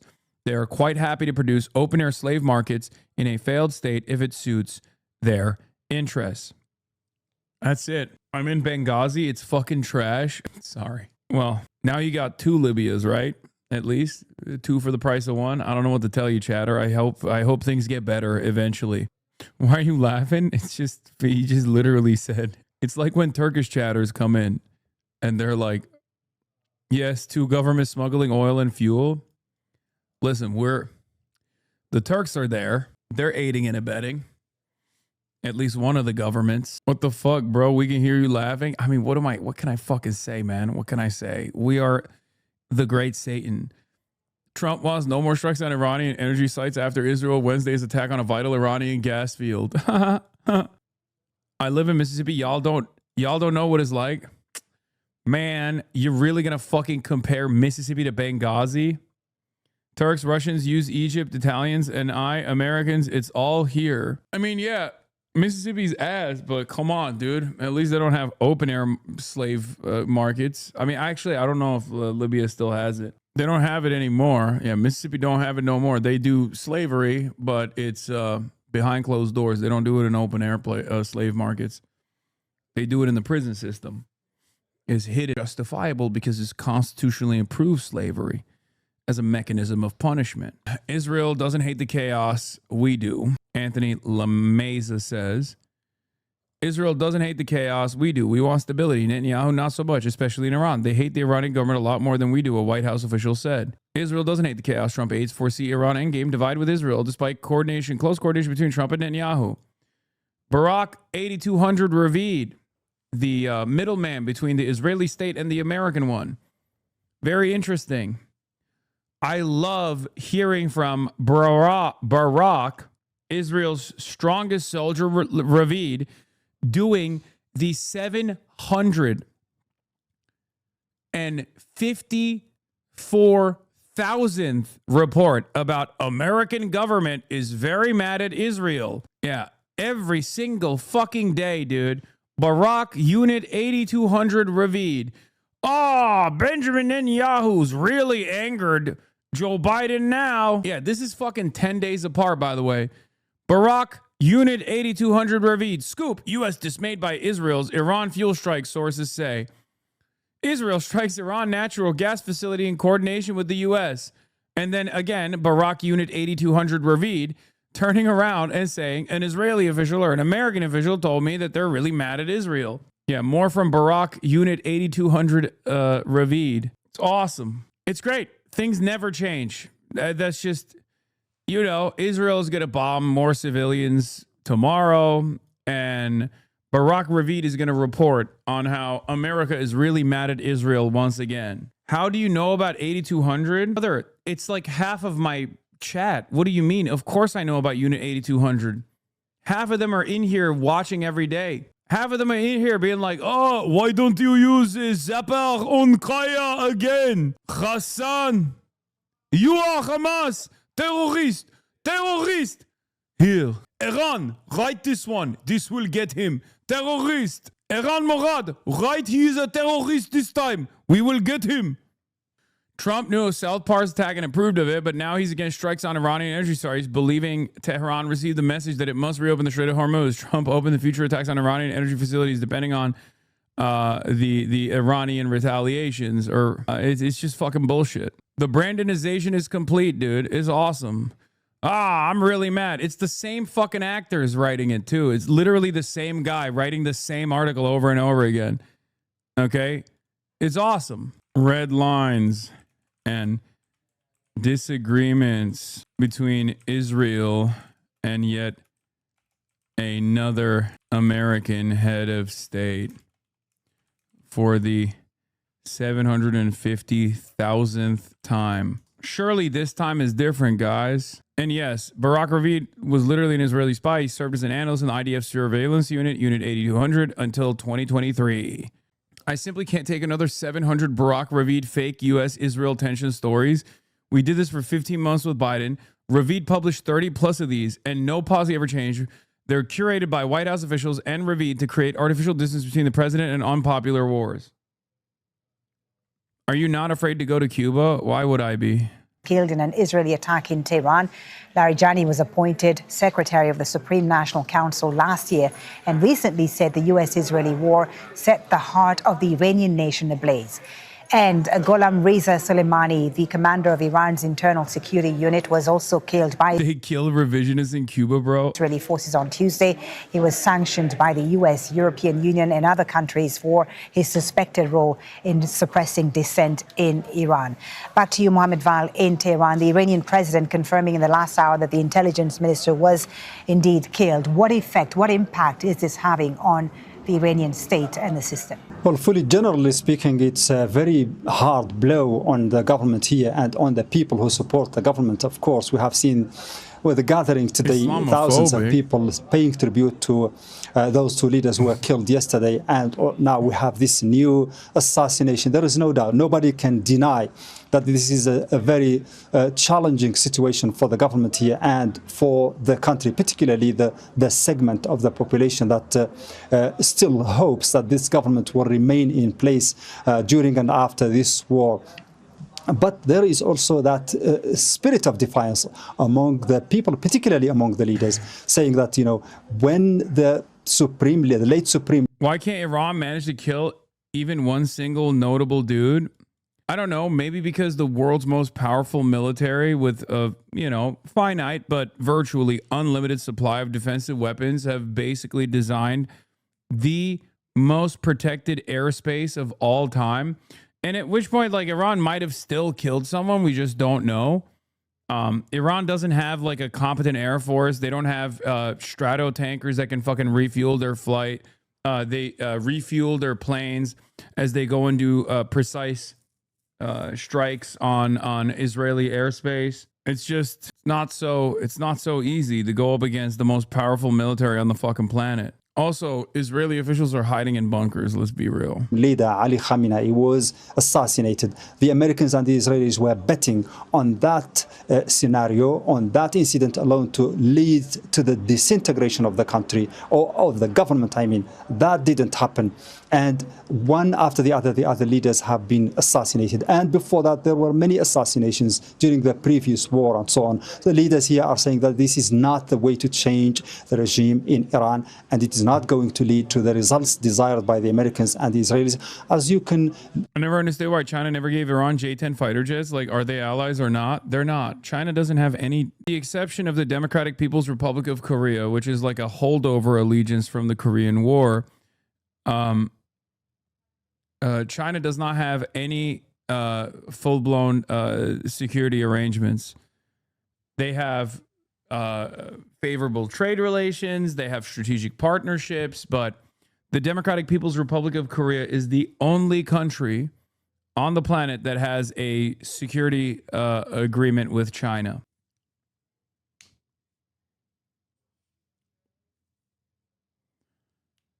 China has one vassal state, Pakistan, which again is literally half owned by China and half owned by the CIA, maybe even more so than half owned by the CIA. So I don't know how that works at all. But yeah, they don't have any full-blown security cooperations. We are slaves, says Pakistani Mango. They have sold fighter jets to Pakistan, obviously, because like I said, Pakistan is like China's comprador state. China's Zindabad, yeah, and it's not bad. It's not bad for Pakistan. It's been quite beneficial for Pakistan. My life for Pakistan. Okay, one day I will grow up to join the Pakistani Air Force. Great! Wow, my life for Pakistan. But as far as Iran goes, Iran does not have the same arrangement with China, unfortunately for Iran. My mom, what is this? My mom is watching and she hates you because she thinks you are rich, always eating and sat on a chair making money, and you are not genuine. Can you convince her otherwise? Please explain to what you do. Explain to her what you do. Your name is literally Freddie Angles. Explain to your mom that, someone's wealth or perceived status does not change like how they can contribute to organizing. As you can hear here, the foreign minister in an exclusive interview with Al Jazeera confirming. I do not know why the Americans and the Israelis still have not understood this point. The Islamic Republic has a strong political structure with established political, economic and social institutions. The presence or absence of a single individual does not affect this structure. Of course, individuals are... Yeah, better idea. Have your mom go watch the opposition streamer for 10 minutes. Yeah, go get your mom to watch Asmongold real quick and then tell her to report. Influential, and each person plays their role, some better, some worse, some less. But what matters is that the political system in Iran is a very solid structure.